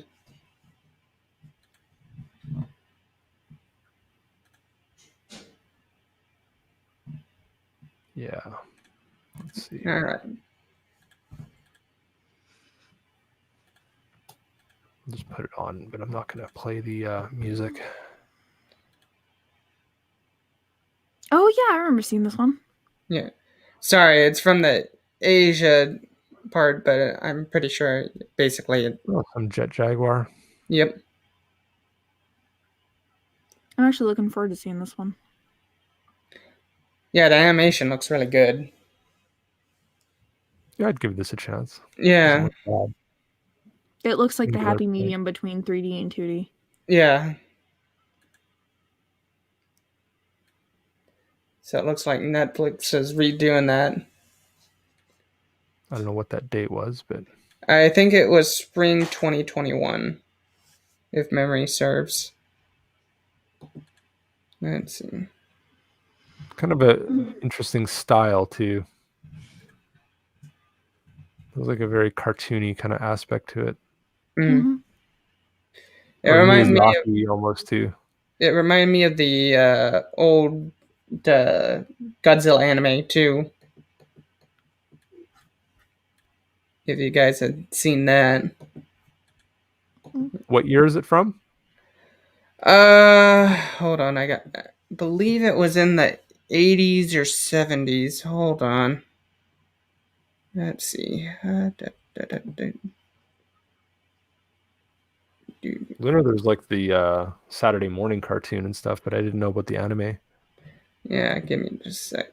Yeah,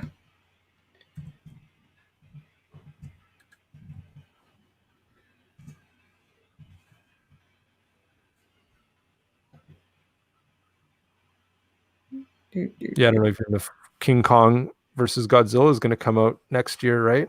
I don't think Yeah, that's a movie you want to put on streaming. That's something you want for the movie theaters. yeah. I Yeah.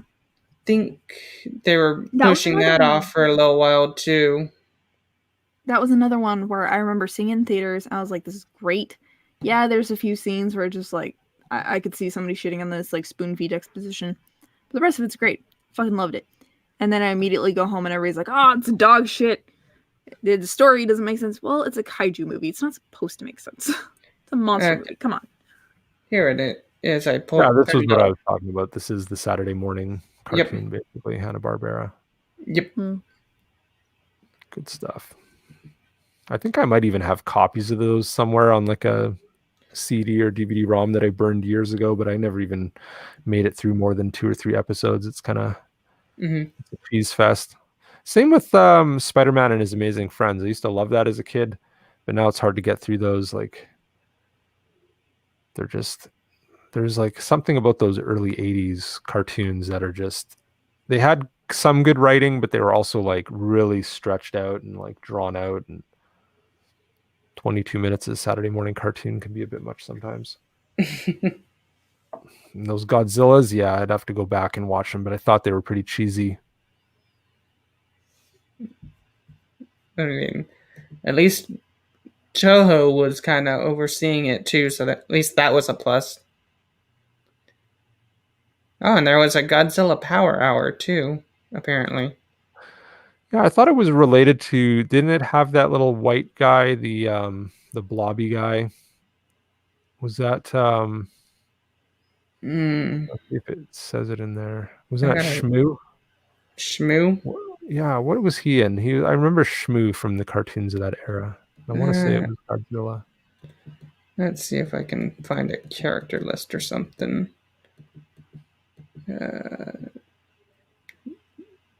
Found a voice cast. He was from Little Abner originally. Here we go, It episodes. was Hanna-Barbera. Stereosford with firepower. Attack of the Stone Creature. A monster made of seaweed. I want to find out if Shmoo fought Godzilla. Lost ships. Megan. Terror. Sub-Zero. Time Dragons.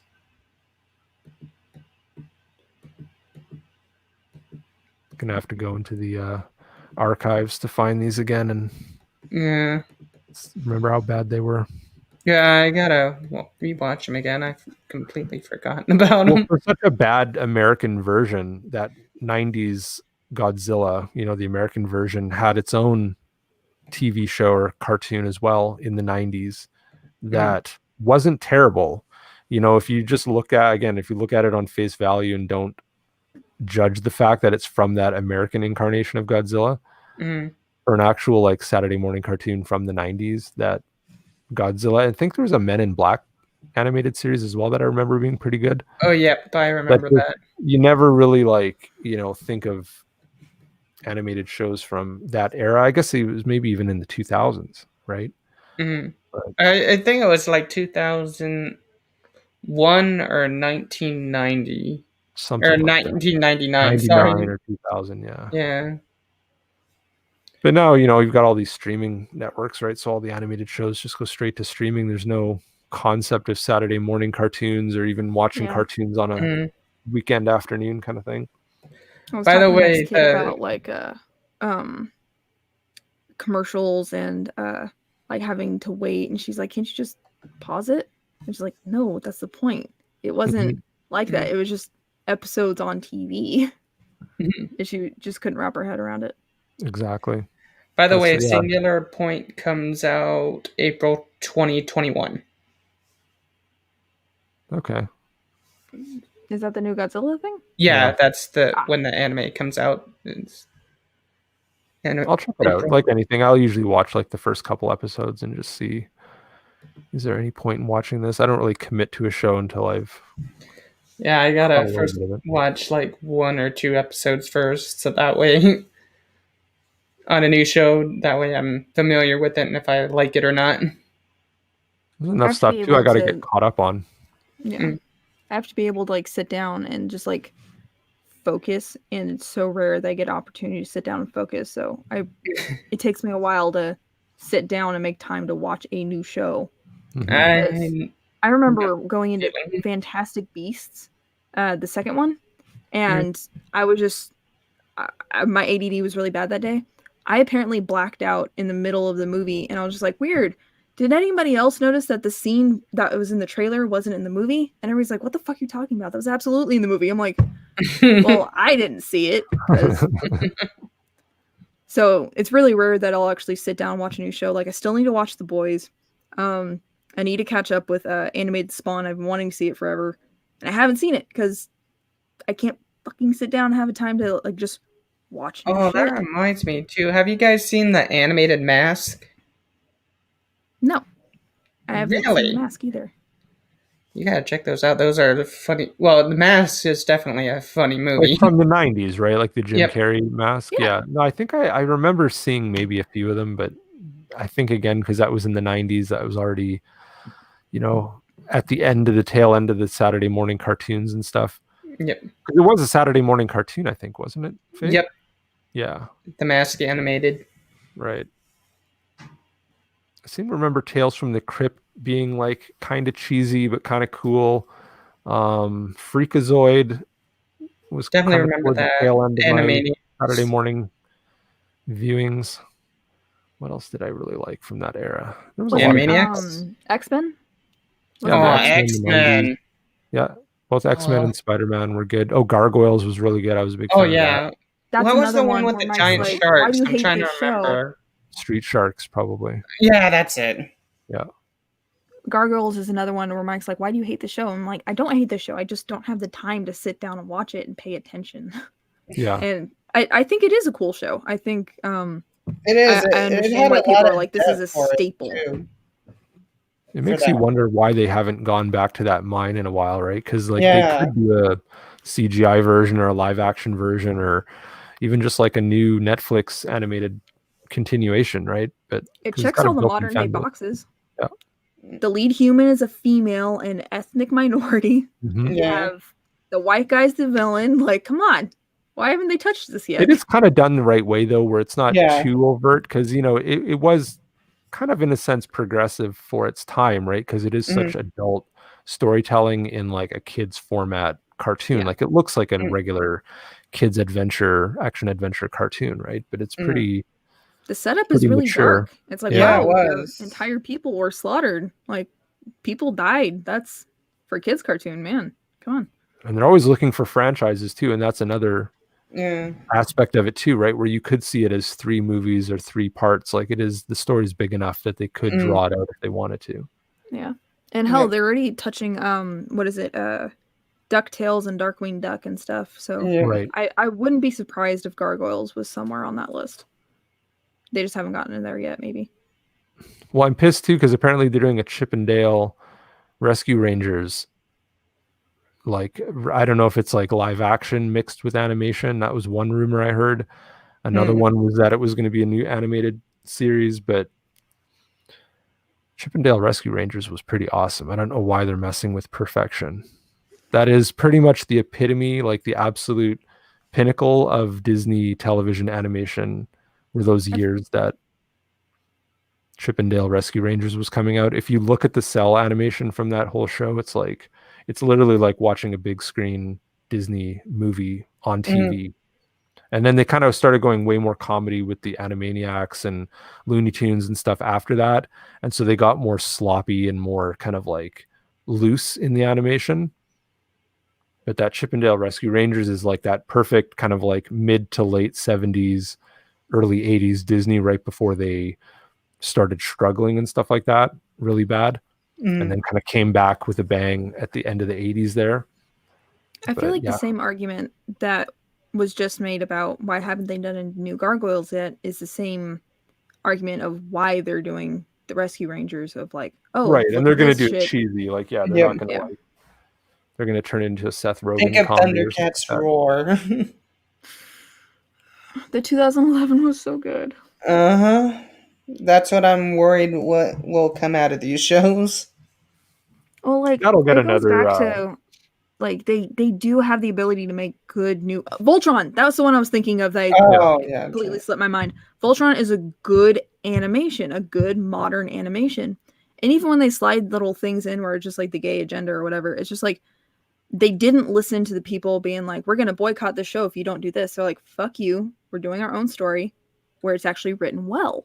Mhm. And like they modernized it. They even had the alternate universe where it's just like, this is Sven.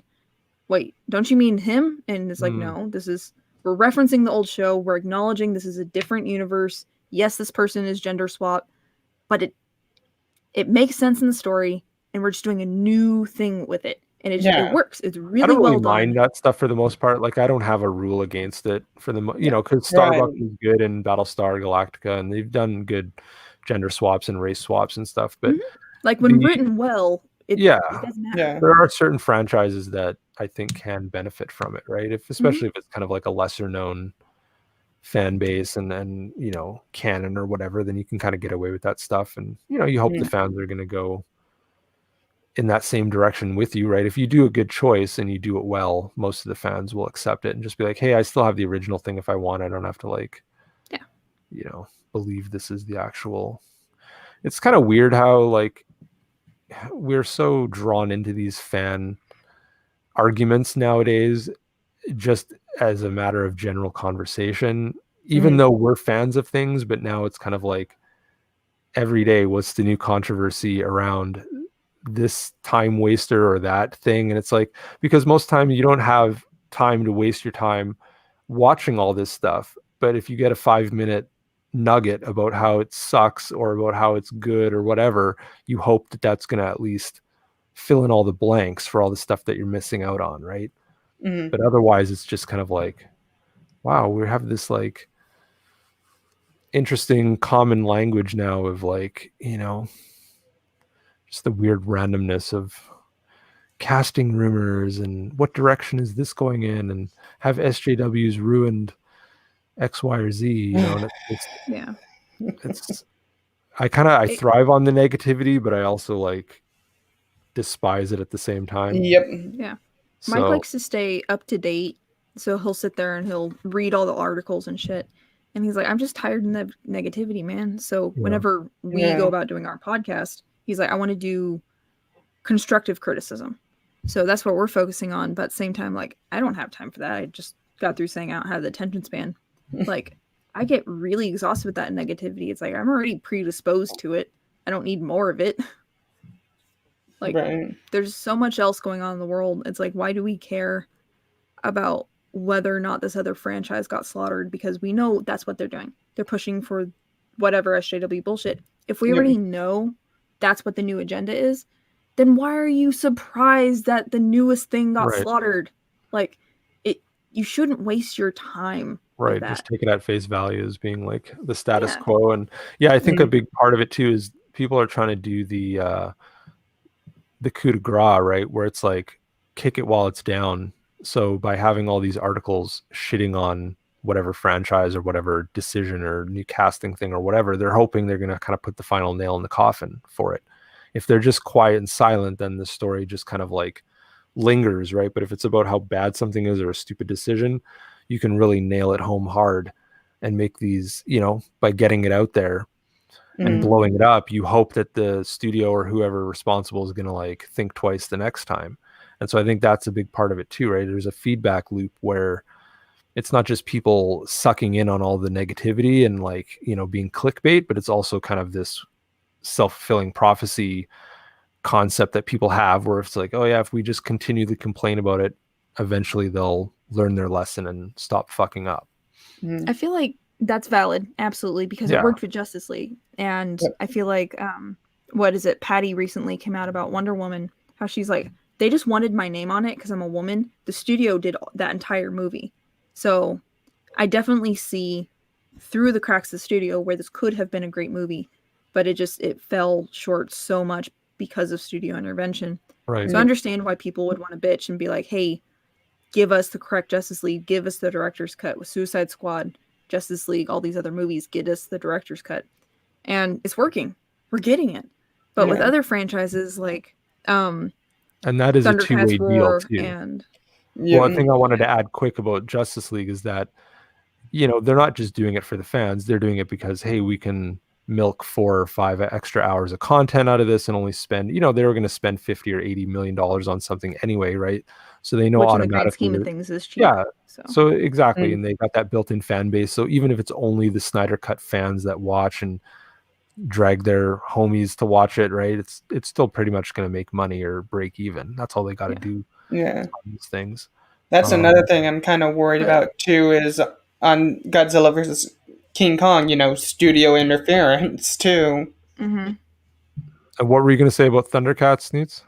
Oh, where like you have two ends of the spectrum here where Right. you bitch enough when you get the director's cut Justice League, what we asked for, and then you have Thundercats Roar, and people are like, it's the same thing, and just like it's not.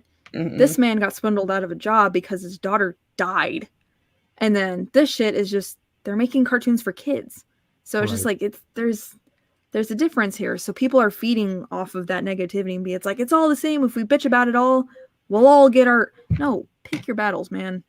So that's where my attitude is with it. Where like Oh, I don't only- tune in to every complaint. I don't care about all the franchises dying. It's like Star Wars I give a shit about because it was dead for however many years and they're bringing it back just to milk the ever living shit out of it. Yeah. Justice League, that was legitimate horseshit. Dude's daughter died. That's unacceptable that they would just swindle him out like that. And then with like Thundercats Roar, She-Ra, all that shit. Yeah, I was upset, but just like it's a kid's cartoon. And it's right back to I live with a kid who fucking loves those shows. Right. So it's Yeah. just My like niece likes the new She-Ra too, and I'm not gonna like hate on her. Like she still likes the originals. You know, she watches, and that's the thing is all those original shows are still out there to watch, and kids like them for the most part. You know, it's not some you know, it's just like anything, right? It's like if it's timeless, it's timeless. Whether this new stuff's going to be timeless or not, I doubt it. it's But it vote just, with your money. Or yeah, as an adult, if you don't like it, then don't fucking buy it. I think like because the remakes come so quick now, it's good to like epically fail at something and then show them, okay, don't do this again. Yeah. You know, like everyone seems to think they can't make a Fantastic Four movie because they've fucked up so many times. But I think like, no, it's a roll of the dice. Eventually they're going to get it right. Right. So they should just make Fantastic Four and do their damnedest on it. But realize how many like Spider-Man movies did they make before we got into the Spider-Verse? Right. Which was an instant hit. So if they did similar, different with Fantastic Four, absolutely. The only problem that I usually have with these people is when they insult the fans, though. That's the problem that I have with it. Especially, you know, old fans like people who like Thundercats, but it's the schoolyard bully aspect, right? Like they know that they can get away with this stuff, so they, you know, I think in the grand scheme of things, it's going to hurt them. But I think, you know, in the near term, it's just instant clout online, right? So yeah, they got to do it, and they got to put fans in their place. And I don't know, it's just, it doesn't really surprise me anymore. Yeah, did it that. But cancel culture doesn't exist, you know. Well, I think it's interesting too, where you have people outright insult the fans, and the fans are like, "What the fuck? What did we do to you?" Yeah. And you look at things like, what is it, War Campaign, where some of the points, honestly, some of the points make sense to me. Yeah. And I'm not going to get into it because I know it's a huge thing, but you always have that cult mentality where it's just like some asshole sees, oh, this group is being called misogynist, racist, and all this stuff. I'm going to join War Campaign because I am this asshole.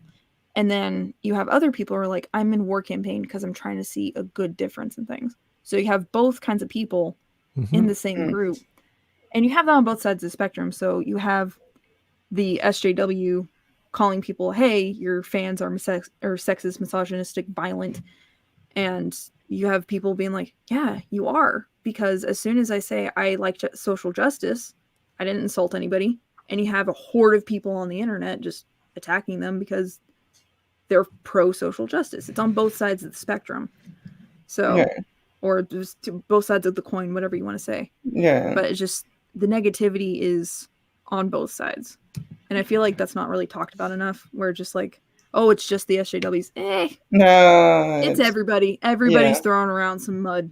So well, and you got to also look at who's trying to like bring people together, right? Like it tends to be like, I was kind of glad to see Geeks and Gamers and Star Wars Theory and Drunk 3PO. Did you see that stream where the three of them kind of like the Phantom Menace crew, and Star Wars Theory is the biggest Star Wars channel. He's the guy that got attacked by Pablo Hidalgo on Twitter. Remember, Pablo made fun of him for crying on the reaction to Luke Skywalker. Yeah. So they all streamed together and showed like, you know, let's put our differences behind us. Let's not worry about these labels of Phantom Menace or, you know, modern Star Wars fan versus different, you know, timelines or different, you know, trilogies and stuff like that. And now they're doing like a charity stream, I think in a couple weeks from now. And they'll have like Nerdrotic and all the big channels and Star Wars Girl and all those people. And I think, you know, the rumor is that Gina Carano might make an appearance because Drunk 3PO did that 3-part, you know, interview with her and stuff. So, you know, if they can get her involved, but that's good. Like that's a good example of the fandoms kind of coming together, and especially right at the end of the year there, people needed to see that and just kind of like chill out from all the drama and you know, do something wise with your time. Because it doesn't have to be all, you know, rating people and, you know, going after these Twitter handles and stuff like that. Like it just gets to be a bit much. Yeah. But that's why I don't watch it. Like Mike was watching the Gene Carano 3PO Right. stream, and I just kind of did my own thing, but vaguely aware of it. Yeah. Yeah, it's not seeing enough of that stuff is why I'm not in it. Well, it's because funny, too, everybody's because factioning into other things. The first couple hours are interesting because, you know, they're serious and they're talking, but then once Cecil comes on the stream, things start to degenerate quickly. And then, like, because I think it's about a 6-hour stream, but really it's just those last 4 hours that are absolute chaos. And so you clip the first 2 hours out and just put the Star Wars Theory interview on its own, because I don't know how many people he wants to like send to the full live stream when it gets pretty nuts at the end. But I had a lot of fun listening to like the last half of that, even more so than the first half. So everybody was super drunk on that stream. So when Mike gets on the stream. Yeah. Yeah. Where is exactly. Mike? Yeah, where is Mike? What happened? Yeah. He He's lost had a long everybody day. like way earlier, but Yeah. I thought some people might dip back in here, but Mike was like, all right, I woke up early. I'm gonna have a productive ass day. It's gonna be great. And then like any little pet peeve just like kept on cycling through. And he was just like, I hate fuck that. today. So he's already an introvert and a hermit. So I was like, well, I'll pop in and say hi, show some face. Cool. And Yeah. Mike's just having some R&R. Okay. cool. Yeah. Yeah, no, I was like really wondering whether I didn't want to break the record of doing Fridays kind of thing, but I was like having such a blah week, and Yeah. I was like, no, I better jump on and do something. That's why I've been Something's kind better than of nothing. Yeah, exactly. spending more, anime stuff, other stuff on Twitter lately too, to try to kind of break that negativity. You got to like, yeah, take a break from it, or just I don't sit on Twitter as much as I used to either. I just kind of Ditto. I've actually like close gone the on there. tab, or I just I actually like watch YouTube on my TV instead of like on the computer, because if I'm on the computer, I'm doing like How 14 dare more. you be able to watch YouTube on a comfy couch while I Well, have the thing to is, sit on the it chair? sucks because I can't I do it Hook through your the TV Android up to app your and I computer. can't chat, but I think I'm going to try and figure that out. Sometimes Oh. I'll pull it up on my tablet and I'll be in the chat that way, but Oh, I know. I can connect it to my computer or TV. I'm just giving Nova a hard time. At least on well, that. and then what happens is you end up like watching a movie or something else, and then Right. you crash on the couch, and then you're like, you wake up, it's like 2:00 in the morning. Okay, I better shuffle off to bed. Next thing you know, like there's all these people messaging you on Twitter, and it's like, I'm not hanging out on Twitter till like 1 a.m. like everybody else is. Oh, that reminds me too on I only Twitter. recently got the it. news Have I break shown drop. you I'm guys not- the strange frog creature on there on Twitter that I found? No. Okay, hold on. Is it the homoculi? Kind of. Hold on. Let me see if I can find her real quick. God damn it. Oh, whose phone's ringing? It's my alarm telling me that it's 8 o'clock. Oh, okay. Where is it? It'll probably go for another 15 minutes, and then I'm probably going to wrap it up at 2 hours. Let's see. Where is it? Godzilla. Out of context. Nope. Nope. Nope. Nope. Come on, Fade. I'm doing the best I can. Hold on. You better. Hold on. I think I just found it. Did you guys watch Jack's show last night? I did not, unfortunately. I was busy. No. I don't do YouTube. I'm the worst person for these kind of conversations. Like, I wish Mike was here. I get why he's not. Oops. I'm talking about whatever. Yeah. The other thing is too, right? Like, if you want to change the subject, just Oh yeah. Have you seen Redo Healer yet, or heard anything about it What? yet? Redo Healer. I think you brought it up a couple streams ago, and we looked at a couple pictures, but Yeah, I'll bring it back up again. Here it is. oh my god. Yes. New The fuck? Toad. That Mm-mm. Mm-hmm. What the fuck? Like, how does it eat? It can't even like its face can't touch the ground. Nope. Oh, it's not that big then. I thought it was bigger until you see the hand. Yeah. You don't really have a sense of scale. Like there, it looks like it could be a giant 50-pounder. Like, But I then when you wonder. see it in its hand. I wonder if its neck is retreated like a turtle. Maybe. Like, if it actually can like come out Right. and dip Yeah. down. It's got to be able to, right? Because how Yeah. would it eat anything? Cool. It's the platypus of frogs. I called it like one of the people that I sent it to I sent it to Froggo and Frog G.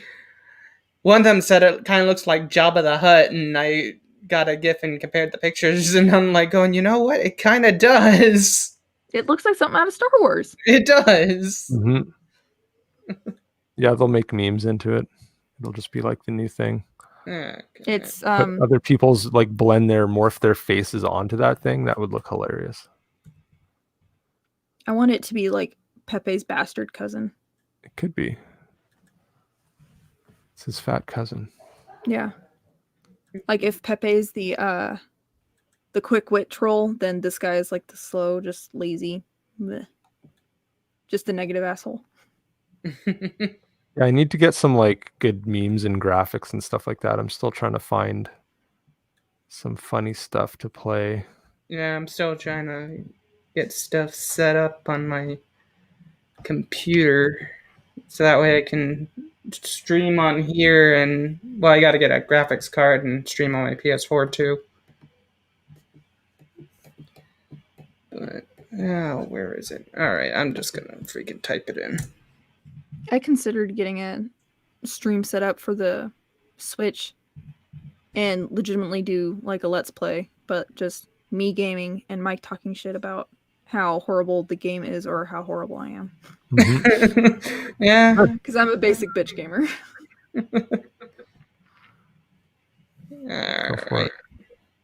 Hold on. Let's see if I can. Everyone go back issues. It took me a You second. guys I'm are like, still- yeah, that's issues.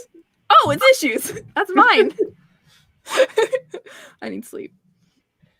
Yeah, I keep sending people to it as much as I can. I've tweeted it Thank out you. a couple times and featured on We've the had a few streams new and stuff. backers lately.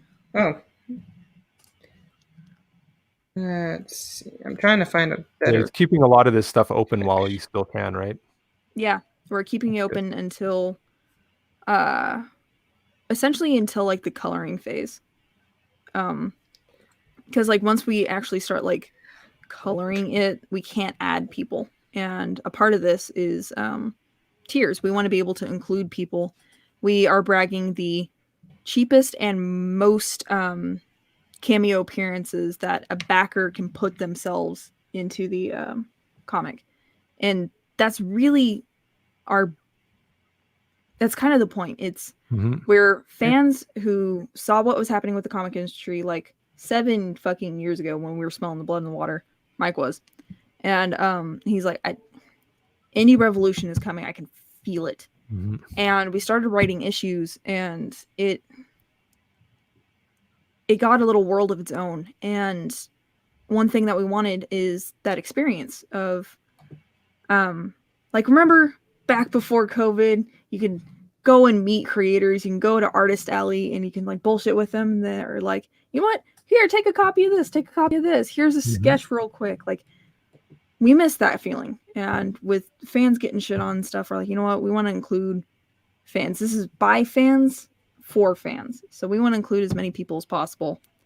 And their budget in mind, not everybody can spend $3,000 on a cameo tier. For noted, I know it's like veterans of the industry charging that much. We're not. This is our first book, so help us out. Yeah, hopefully there's Yeah. some crazy angel donor out there that just thinks, hey, this is the coolest thing I've ever seen, and decides to like, back a bunch of those pricier tiers. A lot of them have been purchased already. Yeah, like you our had- most expensive one, the Mayor, Yeah. that was already purchased, and that guy, I'm really happy. I'm with still what we're doing surprised with the that kids' art character. one hasn't gone yet, because there's only one of those, and that's like Somebody should jump on that because that's going to feature heavily. Yeah, it's not going to be just in this book. It's going to keep repeating. It's going to be mentioned. Somebody did bite on the video chat, and that was fun. It wasn't just like talk to the creators. It was pitch us what you want for your character, and it was a genuine, it was lengthy conversation. We fleshed out a lot of ideas, and no spoilers. It's a bitchin' idea, and I'm very excited to get that art out. That's awesome. It was very productive. It was really cool.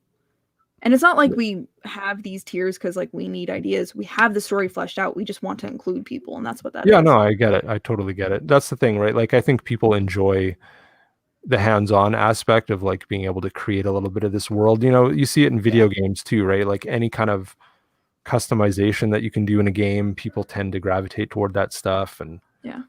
Just some people have bought the lesser tiers and are like, all right, I want this power and this power. I want to be able to do this. It's like, no. You get an appearance. Like it's a notable appearance, but we have a character set aside for you, or we have a scene set aside. We're not building a scene for you.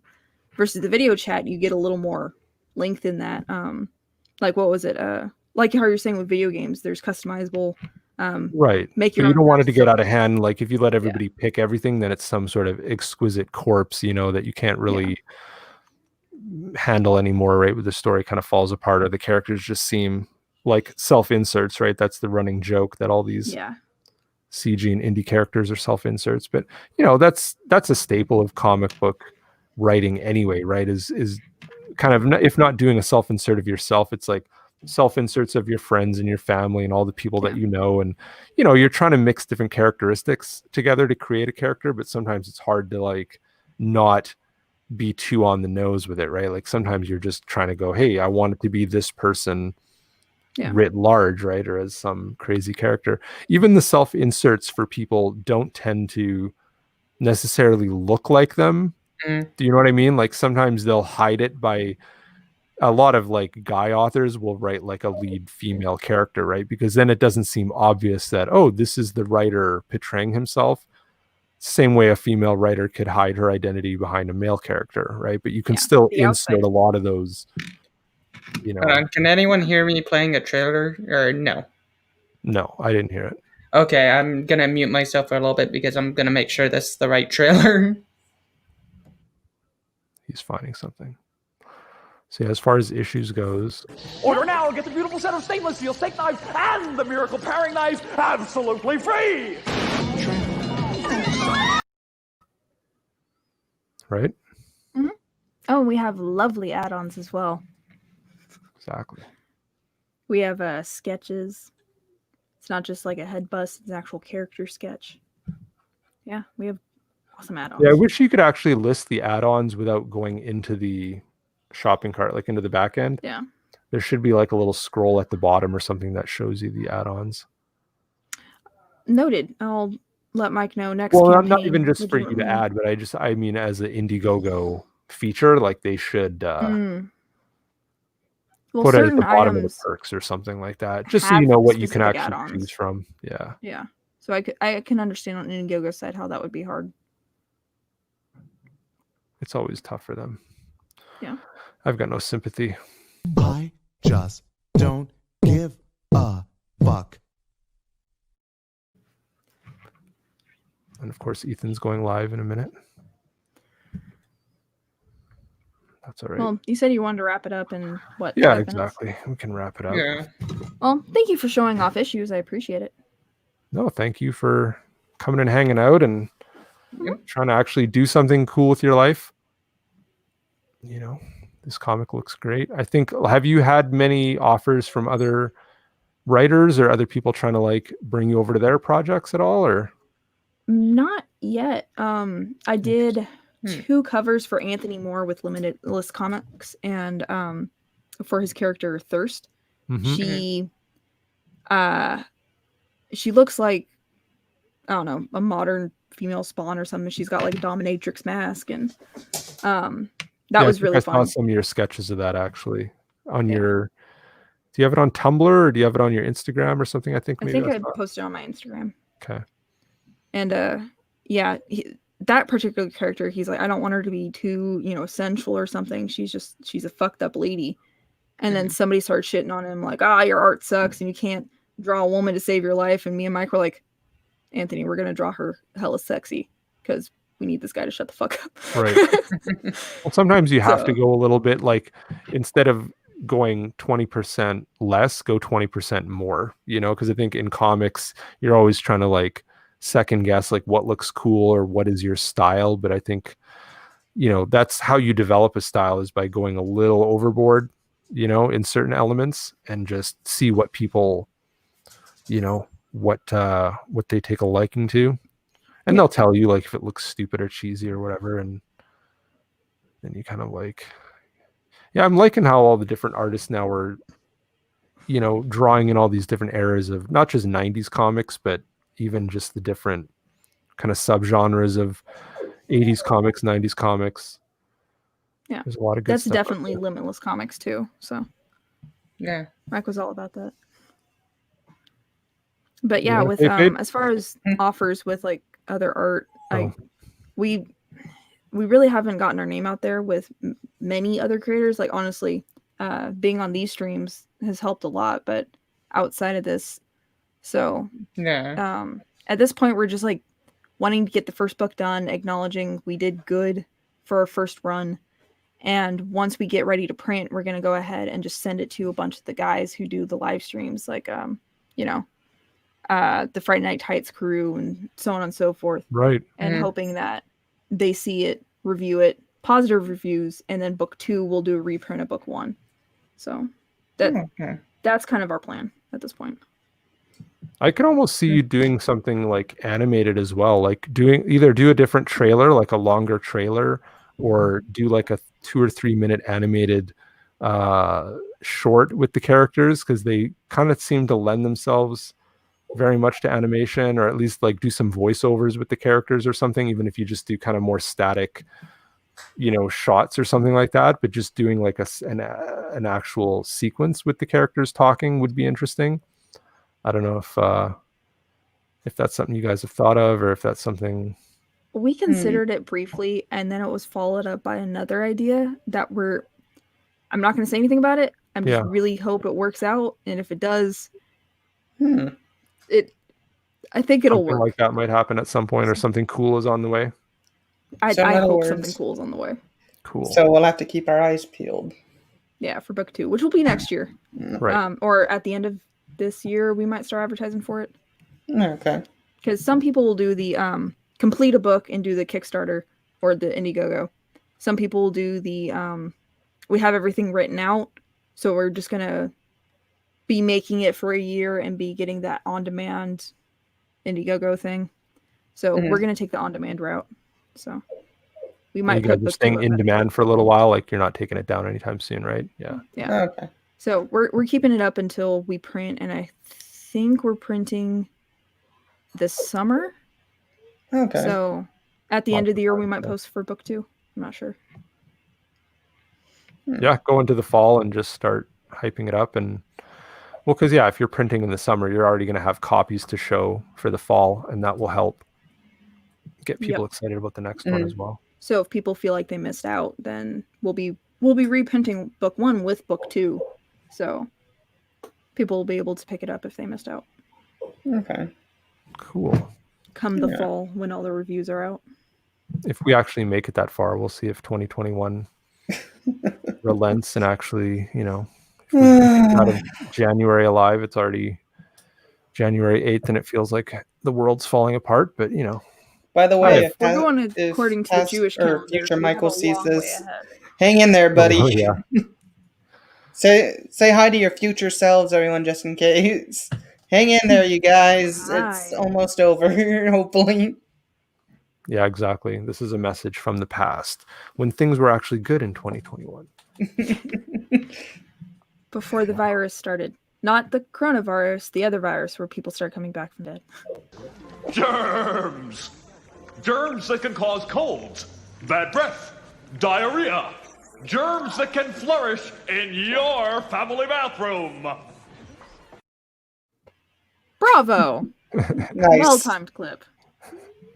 I figured, the subject came up, so Exactly. I'm slowly finding a reason to play some of these clips. Eventually I'll have like a giant, I wish you could put them in folders though and kind of like organize them, because once you get more than a dozen clips, it's the only thing you see on the sidebar. And thankfully I haven't gotten too confused yet. Hopefully. But yeah, anyway, I'll go around the room and let everybody say what they want to say. So Fade, you can go first. Oh god, I look like I'm half asleep. Anyway, hello, Fade Salvation here. I do some Let's Play streams. I'm thinking of maybe changing my name, the names on those soon, but also you guys can find me on Twitter at Fade Salvation, as well as Facebook, Fade Salvation, and I have opened up a Parler account. I'm working on Minds right now. And This is good. yeah, Going with alt tech. yeah, I'm going signing up on all types of social media right now. So Hopefully they don't get banned. I think that's yeah, that way I got alternate accounts if anything happens, which I don't think anything will. Hopefully, so yeah. cool. Well, thanks, Fade. Thanks for coming on. Mm. We'll go over to Snoots.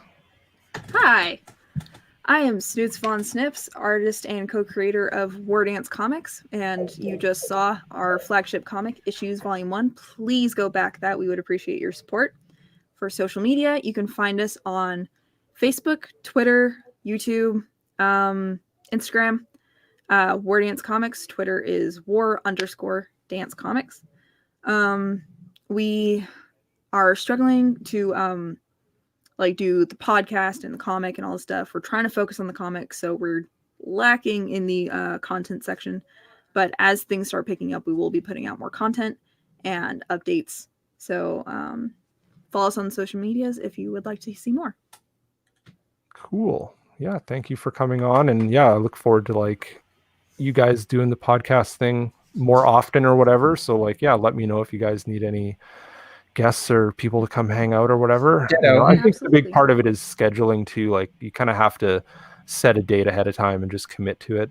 It's even today I'm like, I don't know if I feel it. I'm like, no, I'm going to be here every Friday. I might skip other days of the week, but Friday is kind of it's the end of the week. The least you can do, right? Yep. With podcasts, it's when do you have the time to sit down and edit that shit? That's the big part of it, right? Is instead of it being live, right? You can always hold back and keep tinkering with it until the cows come home, and just got to set a schedule. All right, cool. Well, thanks everybody for coming on, and no problem. So it'll be again next week. Anybody who is watching this live or after the fact, please like and subscribe. We'll keep going every Friday. Mondays, I'm trying to do Movie Mondays, where I'll review a movie, either new or old, and then Wednesdays I might stream randomly, and then of course every Friday. And I will see you guys on the flip side. Yeah, I keep my pen strong.